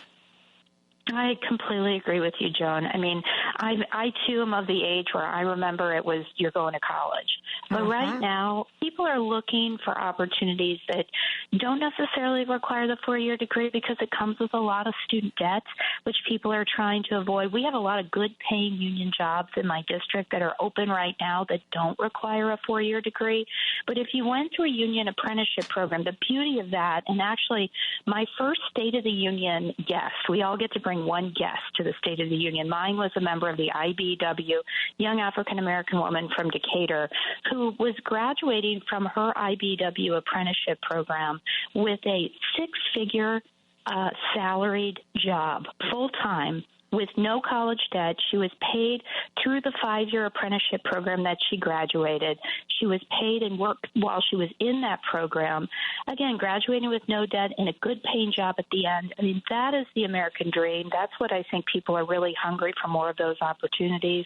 Been very focused on that in Congress. Those of us up around the northerly parts of Illinois, we think of central Illinois as red country, the red voters. You are, do you sometimes feel like you're a Democrat surrounded by Republicans? Oh, well, Joan, I literally am. I'm a little blue streak through a sea of red. I have 7 counties that I'm honored to represent in the 13th district. Each of those 7 counties I share with a member of the Freedom Caucus, to put it in some perspective. And it's a district that's certainly gone back and forth for the last several decades. And so, again, when you're talking about the issues that matter, I think in communities in downstate Illinois, it's very important to show up and listen. I think as Democrats, that's something that in some of our communities we kind of have failed to do for a little while, or we come in with a prescription as to how to fix problems. And I think people just really want to be heard. I try to do a lot of that in my district. And then I try to really focus on the kitchen table issues. We were just talking about workforce development. That's not a Democratic or Republican issue. That's just what I call a common sense issue. It's just an issue of opportunity for everyone. And I think truly those are the kind of deliverables, common sense solutions that people in my district in downstate Illinois are looking for. What do you think, if anything, is going to really be accomplished in the next 2 years? I mean, there's such partisan gridlock. It's a good question. I mean, I think some of this is unknown because the Trump administration has not come into office yet. Obviously, that's upon us on January 20th. But what I do know as a House member is that the House Republicans have an even more narrow majority going into this next Congress. it is incumbent upon them to realize that we have to work together to get anything accomplished. Democrats and Republicans need to do that. Whether it's passing a farm bill, I'm really proud to be on the House Agriculture Committee. House Republican leadership kicked the can down the road, just like our budget, several times last Congress, and we didn't get that done. When we talk about downstate Illinois and Illinois in general, agriculture is our number one economic driver. It's incredibly important for us to get a farm bill done. So I'm hoping that even with this narrow majority-minority status in the House, we can find the places where we can work together. I think the farm bill is just one of them. I think another is our budget. We have to get to getting a budget done, which, again, we've done a short-term spending. We did that right before the holidays to keep the government open. But we need to get to these things and work together to accomplish them. What are you personally going to try to, maybe there's something that you've already sponsored that you hope will work its way through the session. What are your passion projects? Yeah, I would say one of my passion projects is, definitely building on some of the successes we've had in bringing back federal resources to the district. We got a designation of a tech hub. We're actually building out a new biomanufacturing and fermentation tech hub in Decatur with the University of Illinois. We were able to win a $51 million federal grant to kickstart that.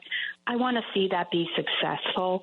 And so I want to work with Republicans and Democrats to continue to find opportunities to bring back American manufacturing to our communities in downstate Illinois. This biomanufacturing tech hub is one of those. I get a lot of questions, what the heck is biomanufacturing? But really we have the technology. That's a good question. Explain it to me. Yeah, very simply, we grow a lot of corn and soybean in downstate Illinois, some of the most in the entire country. A lot of that, out of that comes agricultural waste. We are now, through technology developed in central and southern Illinois, able to repurpose that to make yoga pants, believe it or not. This is a whole new industry. We can replace plastics. We can make tennis shoes. This is the kind of transformative types of technology and innovation that we need to be continuing to grow and build around. And it creates real opportunity in downstate Illinois, and it's for the betterment of the entire state. Yeah, it really is. It really is. And that's, I think, an argument that Democrats make that doesn't always resonate. Democrats really work to make people's lives better. And this whole disinformation and misinformation that somehow Donald Trump is going to bring down inflation and eggs aren't going to cost as much. And it just makes me so sad. And I don't know whether it's that we, need to communicate better or whether we need to, maybe fight fire with fire. I mean, people are always pointing out that there's so much more conservative media than there is Democratic or progressive media. We got to be better at these things going forward, Nikki. Absolutely. We need to tell our story. And I think that we just, in a lot of ways in this last election, our story just didn't break through, which is exactly what you said, Joan. It's making a difference in people's lives. It's deliverables. It's job opportunities. It's getting a good education. It's tackling affordable child care. It's making sure you get high-speed internet access to your home that's affordable. These are the kind of everyday issues that Democrats champion every day. And we have to keep working on telling our story of what we're doing to deliver. Congresswoman, I know that you have to run. Thank you for sharing some of your time with us today. It is a pleasure to talk with you. You too. Thanks for having me on the show. I appreciate it. Sure. 13th District Congresswoman Nikki Budzinski. We have to wrap this conversation up. She has to get going.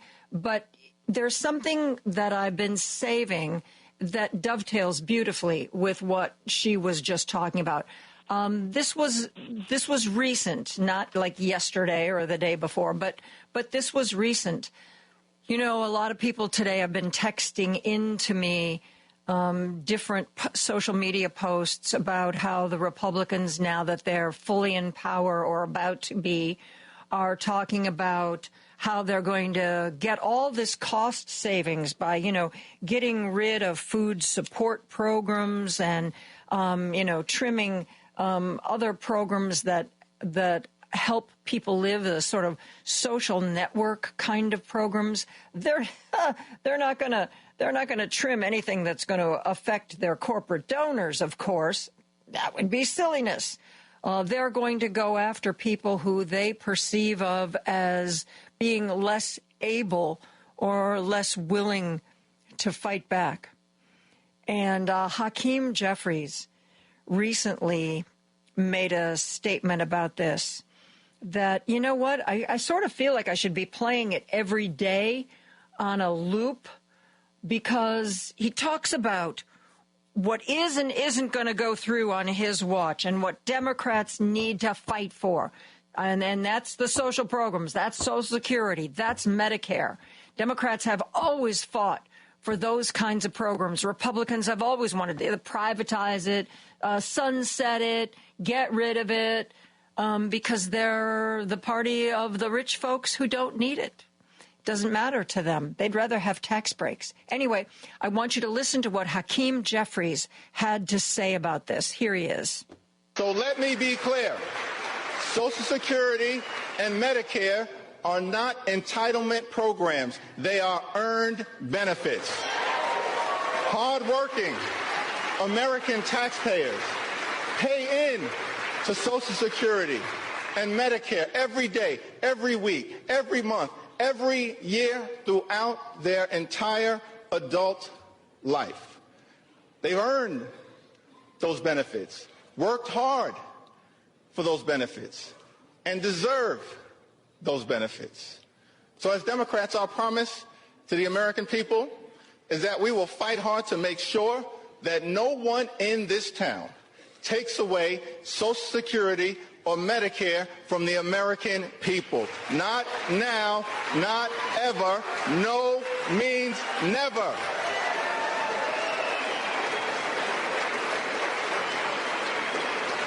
Our position is that it is not acceptable to cut Social Security, cut Medicare, cut Medicaid, cut veterans' benefits, or cut nutritional assistance from children and families in order to pay for massive tax breaks for billionaires and wealthy corporations.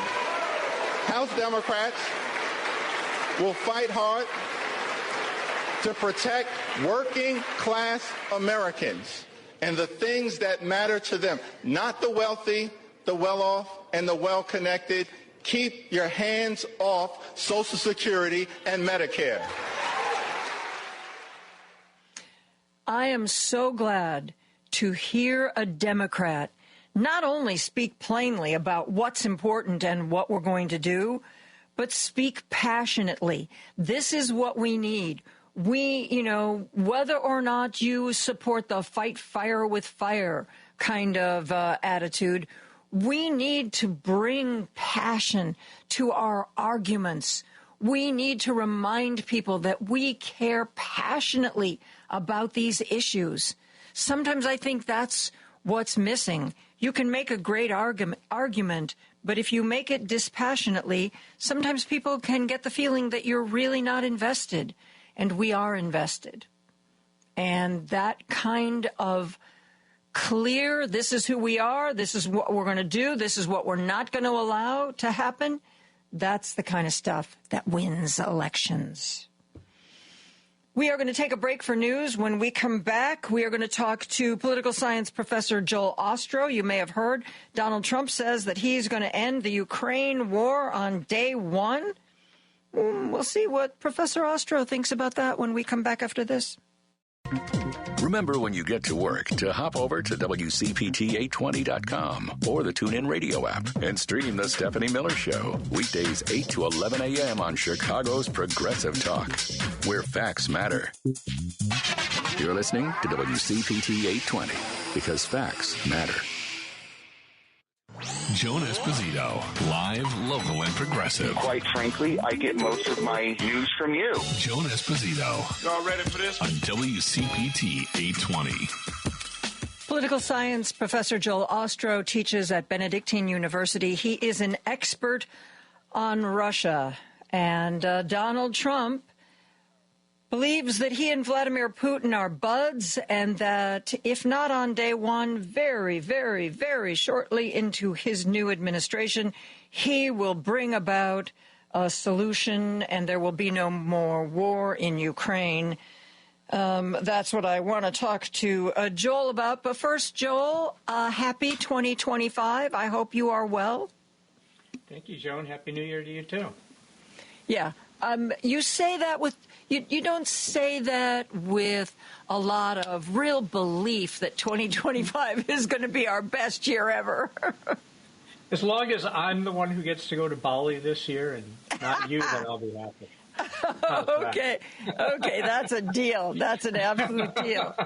So when you heard Donald Trump say that he was going to be the one who was very quickly going to bring this conflict to a conclusion, what did you think?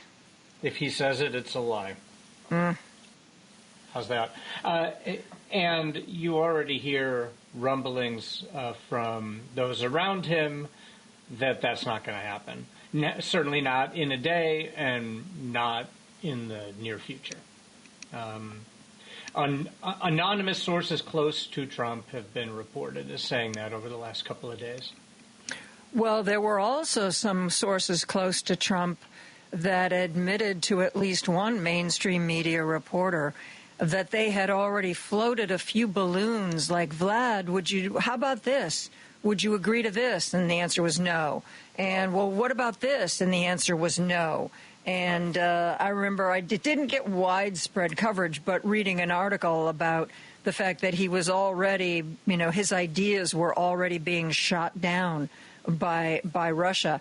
There is, what day is today? Oh, it's today. There is an opinion in the Washington Post about this, written by Josh Rogan, who I'm not real familiar with. But he said that, he thinks that the title is Putin is setting a trap for Trump in Ukraine. And the gist of it is that Trump's got to be really careful not to be sucked into some kind of protracted negotiation that just buys Vladimir Putin more time, that basically Putin would agree to some kind of negotiation but then drag it out so that he has more time to regroup, rearm, and continue the conflict. What do you think about that? It doesn't make sense to me. And unless and until Trump and his MAGA lemmings change their approach towards U.S. engagement in the world, what's the reason for Russia to waste time and resources on participating in negotiations? If the United States is going to be less committed to European defense, then that already buys Putin all the time that he needs. And we see adjustments happening already among the other members of NATO, and indeed the Biden administration helping to pave the way for that, for those countries to gain control over military assets. Yesterday it was announced, for example, that NATO has taken control over air defense systems that had previously been under U.S. control but based in Poland. Those defenses are required to protect the movement of really all of the aid, military, economic, and other aid, to get to Ukraine. It has to go through Poland. That's the fastest and easiest route, but it needs to be protected from attack. There had been U.S. protected from attack inside the country of Poland, or once it leaves Poland? At least in the border area until the supplies get to a point where Ukraine's own forces can protect it. But also to protect against strikes, there's no guarantee that Russia wouldn't try to hit those. So it is necessary to defend them as long as this war is going on. So now Poland will have control over those air defenses at the border, not the United States, because the lack of trust in the United States, given everything that Trump and the Republicans have promised to do. There was, I think you remember this, one of the times when Volodymyr Zelensky came to the United States, he was able to speak with Mike Johnson. And up until then, Mike Johnson had been a little fuzzy, at least in my opinion, on where he stood about Ukraine. But after that meeting, he seemed very strongly in Zelensky's corner. But we know Mike Johnson, like many Republicans, doesn't have a real strong spine and certainly can be a toady if being a toady is what's required. So what do you think about the people in the Republican Party who are in office on Capitol Hill? Will they stick by Ukraine, or will they succumb to the Donald Trump anything for Vlad attitude? At that point in time,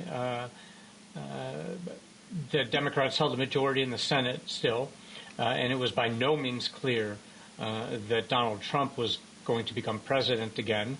The prospect of having a president that would continue to be supportive of Ukraine meant that Johnson was trying to extract whatever other concessions he could. Because remember, also McConnell and others in the Senate at that time were still very much in favor of continuing support for Ukraine, or at least there was enough division that there were enough Republicans to lead to a bipartisan effort in the Senate, and that gave cover for some of the Republicans in the House.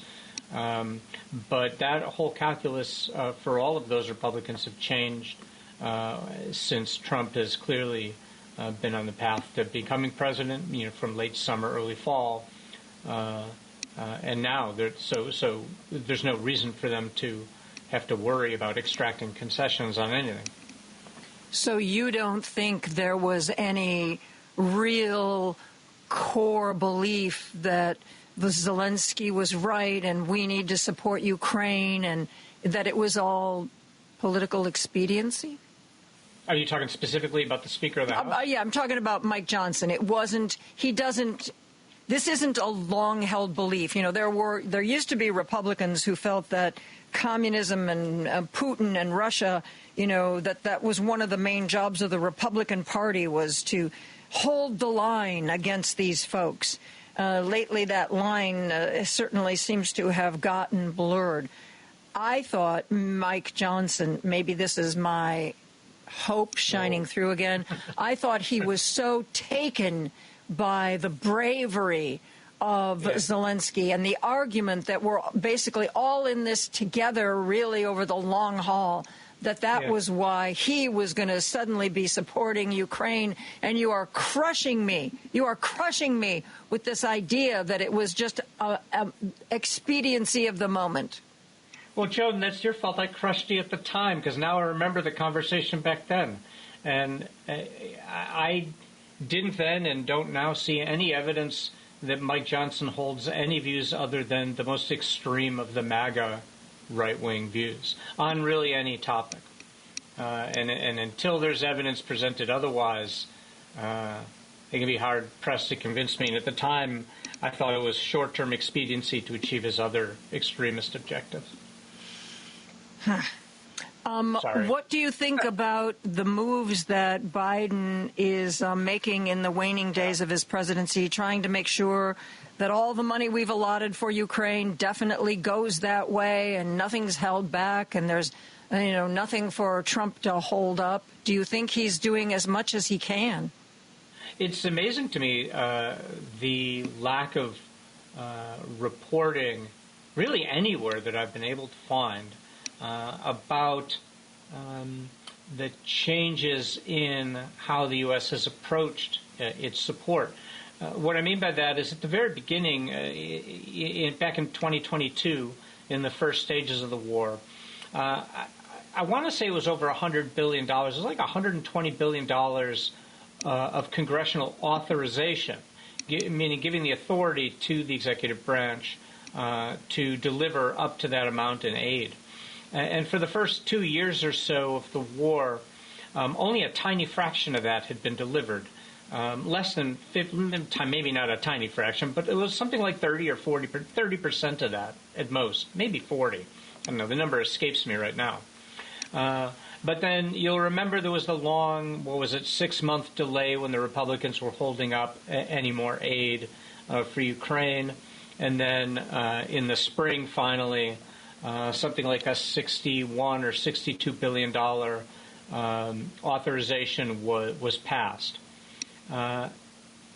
Just about every dollar of that has been appropriated for Ukraine. Most of it military, but some of it humanitarian and economic and infrastructure support. But really all of that in the end goes to supporting Ukraine's military effort to defend itself against Russia's illegal invasion. And as January 20th has continued to approach, the commitment of deliveries has accelerated to the point where all of that has been appropriated, meaning when Donald Trump takes office, there would need to be another act of Congress to provide more military or even economic aid to Ukraine, which is a bit troubling, more than a bit. But at the same time, these deliveries, it's been dizzying, right? Over the last few weeks, $2 billion here, $3 billion there, $500 million announced today, I think it was. Not all of that goes immediately. So each one of those has lists of items, military and otherwise, to be delivered. And all of those things will be on different timelines. Some of them need to be produced, some need to be gathered, some need to be refurbished. But all of those commitments will go through.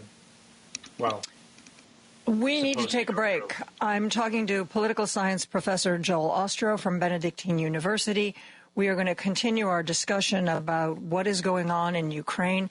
I particularly want to ask you, Joel, what if anything, you know about this retired Lieutenant General Keith Kellogg, who apparently is Trump's nominee to be a special envoy to Ukraine. We're going to continue this discussion right after this. Take Joan Esposito, live, local, and progressive with you on the go by using the TuneIn app on your phone. Just search for WCPT 820. Hi, this is Patty Vasquez, and I'm thrilled to announce that Driving It Home with Patty Vasquez now has its very own podcast that you can subscribe to. Actually, 2 Driving It Home full episodes and Driving It Home featured interviews. You can subscribe to one or both. Just search for Driving It Home wherever you get your podcasts, or get the podcast links on my show page by visiting heartlandsignal.com and clicking on my picture. Patty Vasquez, weeknights 5 to 7 on WCPT 820. Alexa, play WCPT. WCPT from TuneIn. You know what time it is? Hello? Can you hear me? It's time to return to the best progressive talk show in Chicago. Joan Esposito, live, local, and progressive. Now on WCPT 820. And I'm joined by political science professor Joel Ostrow from Benedictine University. He is an expert on Russia.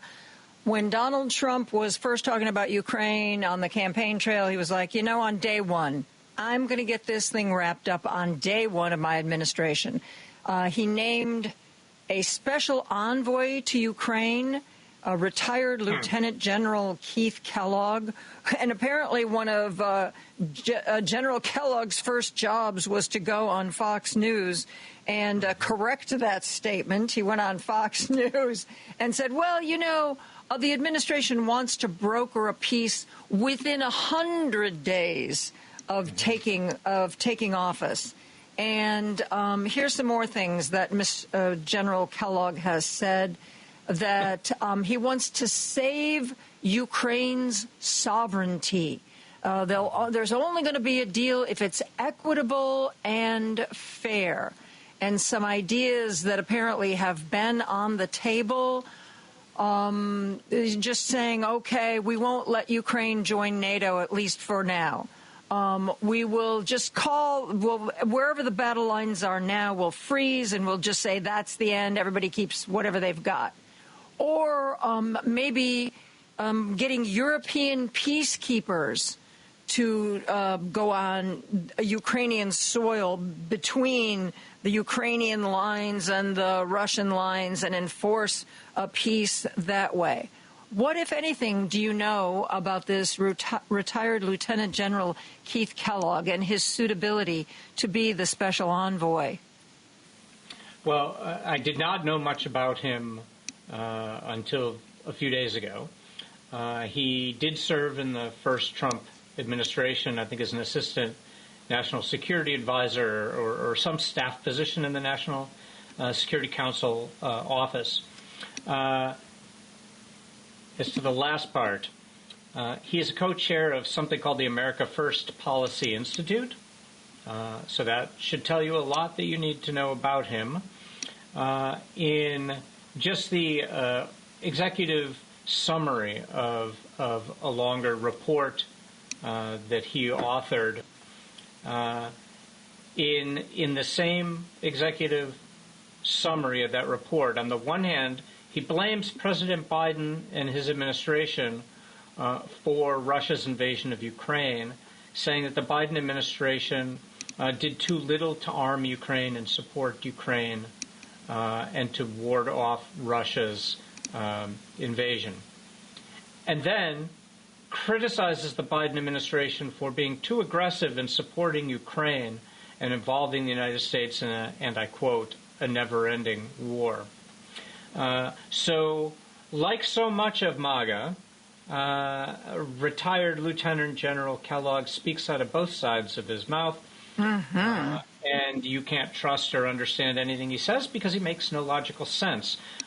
What he seems to be, and what is most disturbing, because you asked, what it signifies that he has this role. Number one, he's not an envoy to Ukraine. Let's call him what he is, an envoy to Putin. Number two, he clearly has the lead role on the Ukraine war issue, which tells you a lot about why President Biden rushed the delivery, or at least the promise of the delivery of the entirety of what had been authorized for supporting Ukraine. Not only that, but you hear Kellogg, you hear, I'm forgetting names now, Waltz, who is the designee to be National Security Advisor, Hegseth, who's designated to be Secretary of Defense. Those are the only people you hear talking about foreign policy in general, about Russia, Ukraine in particular. The one name you do not hear is Marco Rubio, who you may remember has been tapped to be the Secretary of State. Marco Rubio, of course, has long held strong positions with regard to being wary of and standing up to Russia and supporting Ukraine. But you don't hear a peep out of Marco Rubio.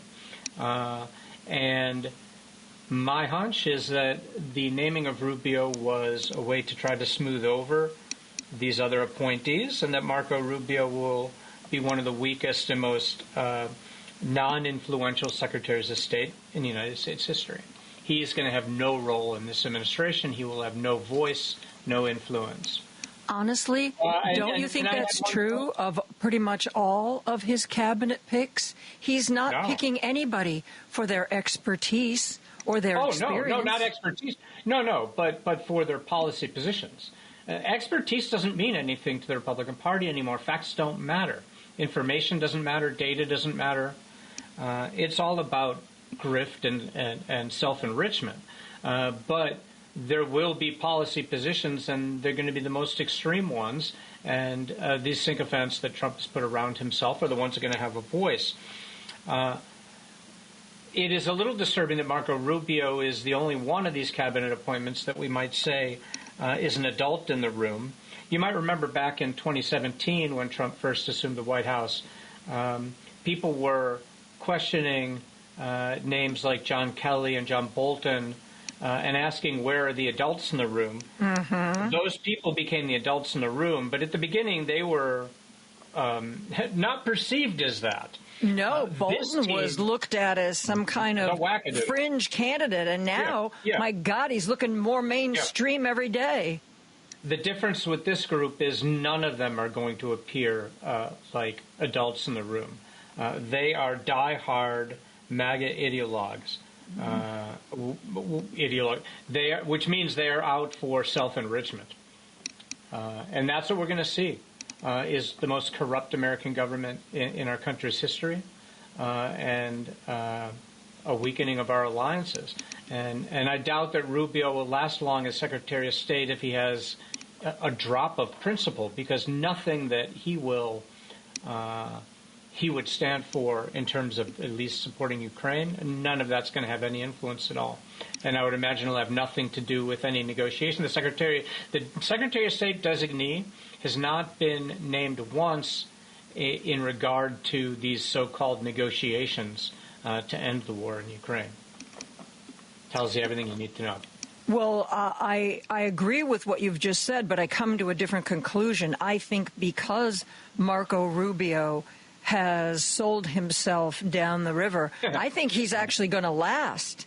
I mean, you've got the senator from Florida who says, just make me your running mate and I'll move to another state. This whole Senate from Florida thing, I can put that in the rearview mirror. I mean, I don't think Marco Rubio is going to lose his job, because I don't think he's got an ounce of Joan, I didn't say he did have principle. I said if he had principle, then he would leave. He'll remain Secretary of State with no influence, no voice, no power. Right.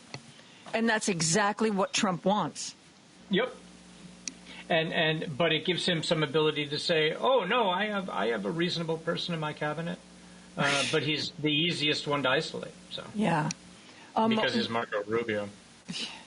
He used to be Marco Rubio. I don't know who he is now. Joel Ostro and I are going to take a break. We are going to continue this discussion about what we can expect from the Trump administration and what that means for Ukraine, what that means for Europe, too. All that and more when we come right back after this. Podcasts of Joan Esposito, live, local, and progressive, are available on Spotify, Apple Podcasts, TuneIn, iHeartRadio, YouTube, and Amazon. Just search for Joan Esposito. This is Chicago's Progressive Talk, 820 AM, WCPT Willow Springs, and online at WCPT820.com, where facts matter. Joan Esposito, live, local, and progressive. Every weekday afternoon from 2 to 5 p.m. on WCPT 820. I'm joined by political science professor Joel Ostro from Benedictine University.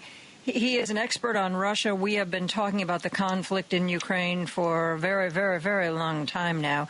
We've been talking about Donald Trump's cabinet picks, what he will or won't be able to accomplish in the Russian-Ukraine conflict. But there's a larger issue, too. I don't know. I know you have a lot of friends over in that area and other academics that you're in touch with. In general, how would you say Europe is reacting to the election of Donald Trump? We can answer that by looking at the moves being made by our erstwhile European allies, all of whom have been maneuvering to gain more independence of action. You see a lot more coordination at the level of the EU regarding military and security issues pertaining particularly towards Russia, and what will Europe's posture towards Russia be if Trump carries through on his promises. So I give one example of that earlier. NATO, in a sense, taking over control over equipment that had been managed by the United States military. I think we will see more of that. Now, the German government collapsed shortly after Trump's election. There's an election in Germany scheduled, I think it's for early March, late February, early March.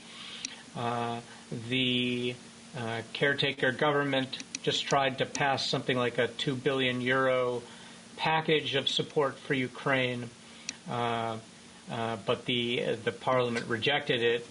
But immediately afterwards, the Chancellor Scholz and his counterpart in the Foreign Ministry in France met to try to coordinate other ways to bring military support to Ukraine. And you see that all across Europe. You don't see it reported in much in our news, but if you look at sites like the Institute for the Study of War and others that cover the war specifically, pretty much on a daily basis you hear about more military support being pledged, whether from Sweden or France or the Netherlands or Denmark or Germany. And indeed, even Moroni in Italy came out just yesterday with a very strong pledge of continued support for Ukraine, essentially no matter what. And remember, she was perceived as a pretty far-right politician that some feared would be affiliated with Trump's MAGA party. But she has been pretty resolute and has maintained support in the Italian parliament, which is no easy feat. So all of that is promising. There are renegades, of course, Hungary, Slovakia, most notably among them, who are troublemakers in Europe and could cause real problems within NATO. But you could also see some rules regarding membership changing, perhaps. It's a bigger problem in the EU because the EU has no mechanism for removing members or kicking members out. That doesn't exist in the EU's founding documents. But I would imagine if the cataclysmic kinds of changes of U.S. withdrawal from Europe happen under Trump, that the member states in the EU and the other members of NATO are going to have to rethink those rules of membership and rules of action. Do you really think they would try to find a way to kick the... Are you saying they might try to find a way to kick the United States out? No, I'm talking about because NATO is a consensus body. As long as Hungary and Slovakia are members, they have veto authority. I see. But they could simply dissolve the alliance and then reconstitute. And maybe that wouldn't include the U.S. if the U.S. isn't. If the U.S. withdraws, then, But that's what I'm saying. If cataclysmic changes happen, and even without that, the European Union, I've been saying for a while, has to figure out how to deal with the Hungary problem, and it appears now they have to figure out how to deal with the Slovakia problem, which is unfortunate. You sent me some background information that I'd like to talk about. If I didn't have time to give it a deep read, but it says on the one part, the Russian elites are maybe getting frustrated with Putin? Yeah, so there's a media outlet called Meduza that I'm pretty sure, a Russian media, opposition media outlet. I'm pretty sure Meduza is in exile, like so many of the other formerly independent media in Russia, the still independent ones, mostly in exile. But they do have sources, and they're reporting that security elites, so we're talking at the levels of like deputy defense ministers and the like, and maybe foreign ministry officials, are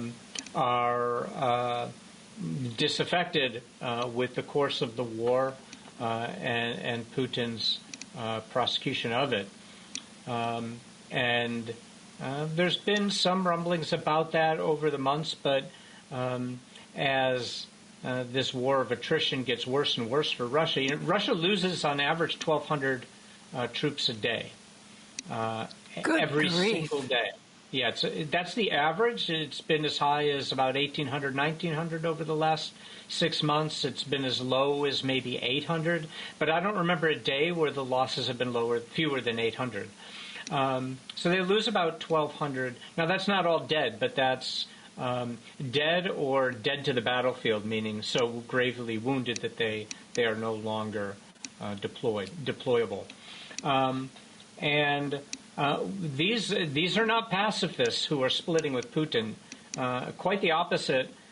They want Russia to be on a full wartime footing with mandatory conscription and mass deployments, and the entire economy shifted to a war footing. Putin has been slow to do that. He's done some step-by-step incremental movements in that direction. The last Russian budget, for example, devoted something like 40% to military or military construction appropriations. But they want much more than that, these oppositions. So if they get their way, that would not be good for the Ukrainian war. That would mean many, many, many more soldiers deployed to simply try to overwhelm with numbers in some kind of blitzkrieg. It would take a while for Russia to recruit and train, and even longer to arm those. And these people are saying that effort should have been started roughly a year ago. We're 1 month away from the 3-year mark of this war. Oh, my God. Which is really hard to comprehend. As far as you know, any more troops coming from North Korea? We haven't heard anything about that, and all I've heard about is North Koreans dying in the Kursk region in fairly large numbers. But I have not heard anything more about deployments of troops or shipments of arms, for that matter. But I have to assume those continue. One thing we have heard is the UK, Latvia, Denmark, and a few other countries are about to provide Ukraine with something like 30,000 drones over the next several months. That's a lot of drones. They've been very effectively using those drones to attack deep within Russian borders. The most effective ones are the ones Ukraine itself is manufacturing, and Zelensky announced recently that they plan to produce at least 1 million different drones for use on land, air, and sea in the coming year. So whether these drones from the West are armed or whether Ukraine will need to adapt them with armaments is hard to know. But this, I would imagine there's going to be a reporting in the U.S. media about this, the sort of divisions opening up among Russia's elite. But it is important to understand that does not signify necessarily a weakening of the war resolve. Those splits are more in the direction of making things somehow, if it's possible to comprehend, worse, making them worse. It is also, if I may. Go ahead. Most Western strategists kind of scoff at the notion that Russia's problem is lack of numbers, whether of troops or of weaponry. Russia has and continues to maintain overwhelming superiority in numbers. What they have also is overwhelming inferiority in training, preparation, motivation, and strategy, and all the way down to tactics. Russia's military has shown itself to be pretty much bumbling and incompetent. And is that because I know initially you were talking about the corruption and how sometimes funds that were supposed to be spent updating equipment and materials, somehow some of those funds got diverted into people's pockets. Why are they so incompetent? You just answered your own question. Oh, there you go. And this is nothing new. You remember, the same issues with Russia's invasion of Afghanistan in 1979 and into the 80s, with Russia's invasion of Chechnya in the early 90s. What is different now is there has not seemed to be any kind of course correction. And the second Russian incursion into Chechnya after Putin was president did not repeat those failures. In fact, it was brutal and fast and effective from Russia's perspective. So this has been a bit surprising that Russia's sort of gone back to its traditions of corruption and incompetence. But again, to outside observers, it's not surprising because Putin's regime is fundamentally based on corruption, meaning using public office for private gain, That's why Alexei Navalny was murdered, because his movement was exposing, his anti-corruption foundation was exposing all the ways in which Russia's government, from the very top Putin down to the smallest mayor, was embezzling funds and stealing from the public. So adding more numbers and throwing more money into production of bombs and rockets, despite what these Russian security elites think, those very elites are part of the underlying problem, because they are the root of that corruption. They're the heart of it. And there's no reason to suspect anything like that would change. I'm talking to Joel Ostrow, who's a professor of political science at Benedictine University and an expert on Russia. We are going to take a real quick break, and we're going to be back with more after this.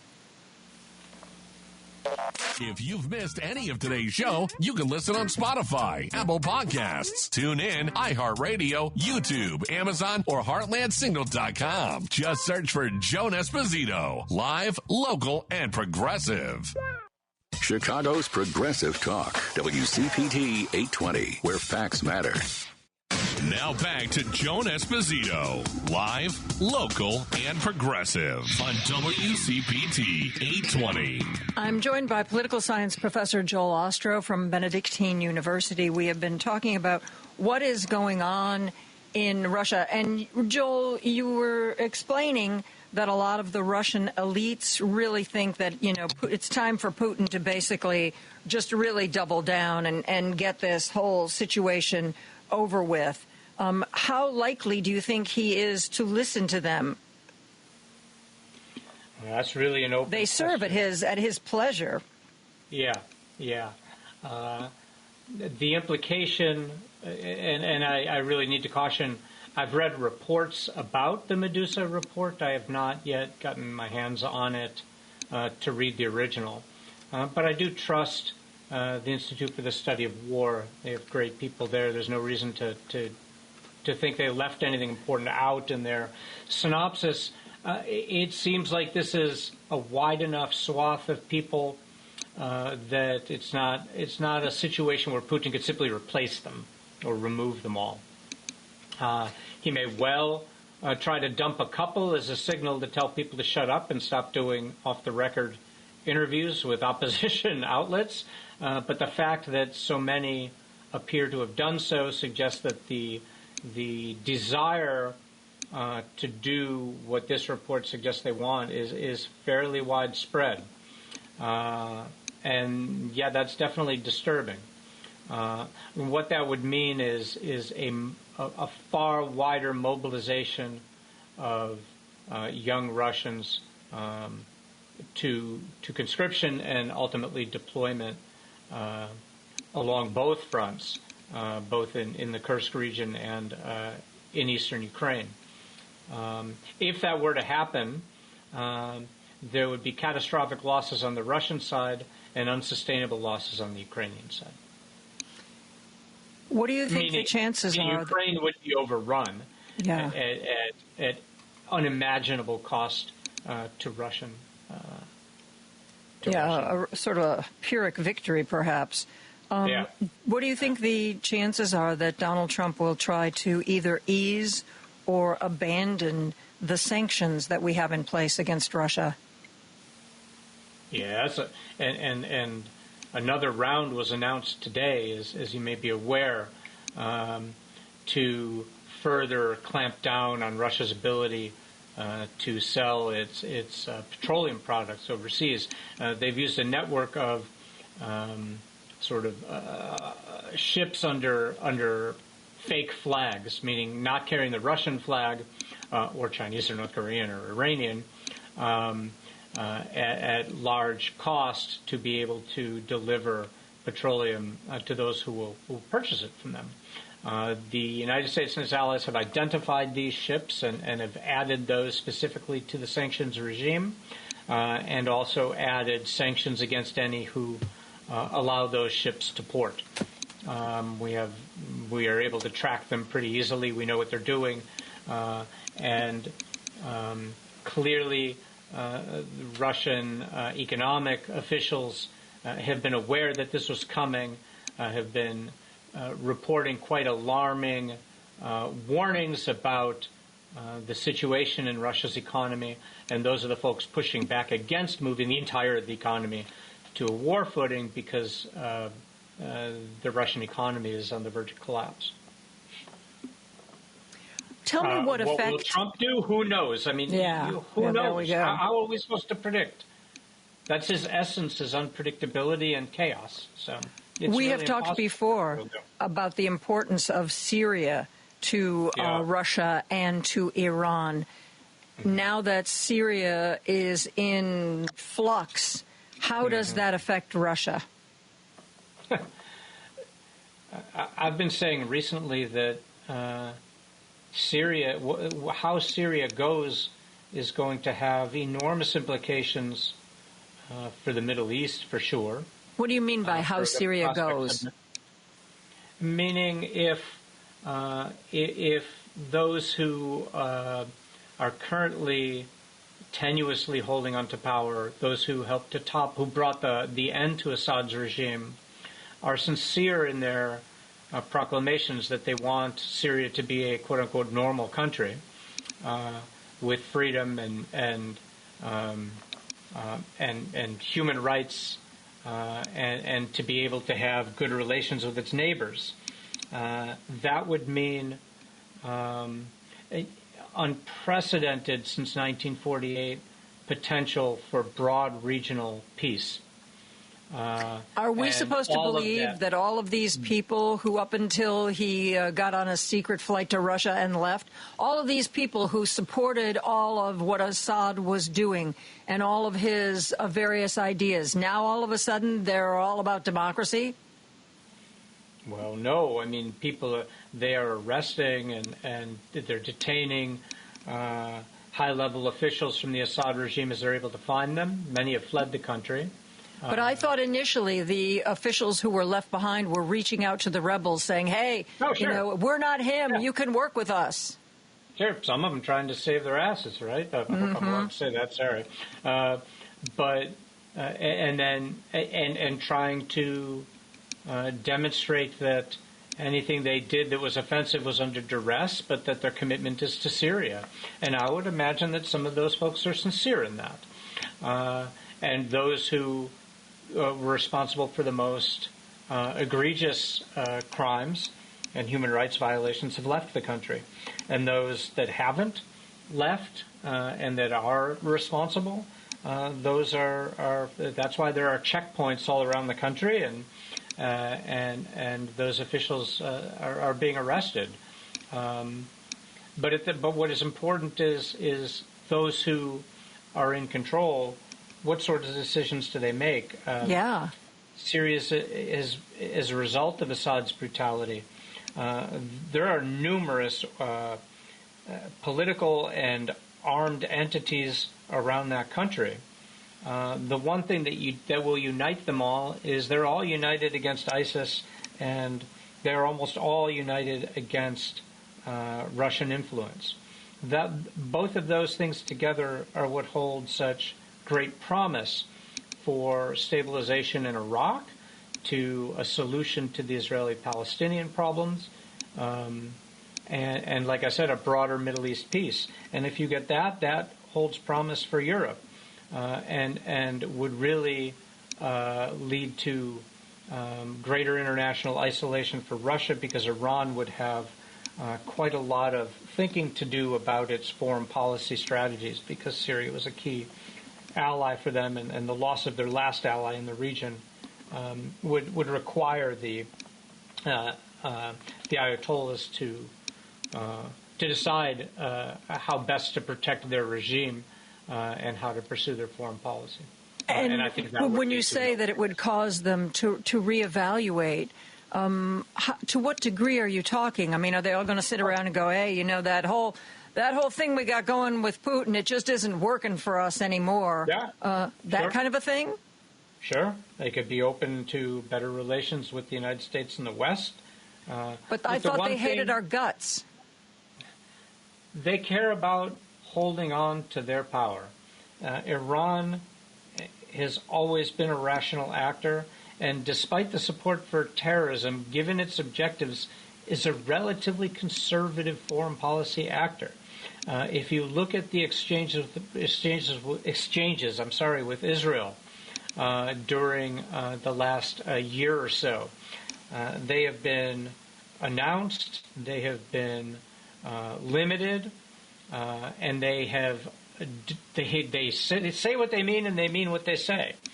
And so, given that their priority is not to lose power domestically, Iran has been content to do what it has to do internationally in order to maintain domestic stability in an already unstable domestic environment. So the loss of Syria would be a huge blow to them, and it would result in a need for a foreign policy shift. And we shouldn't be surprised that governments undergo changes in their foreign policy priorities.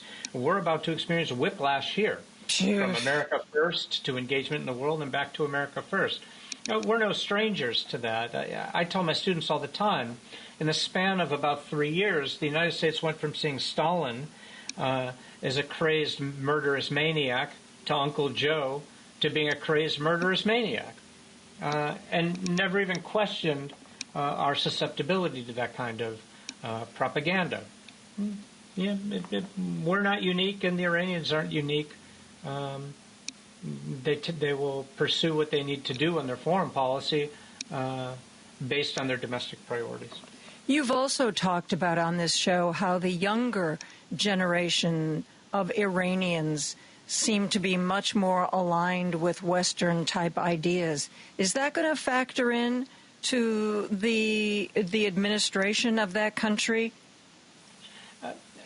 This has been the case in Iran since the time of the revolution, really, and it is the biggest challenge that the regime has faced in maintaining domestic stability.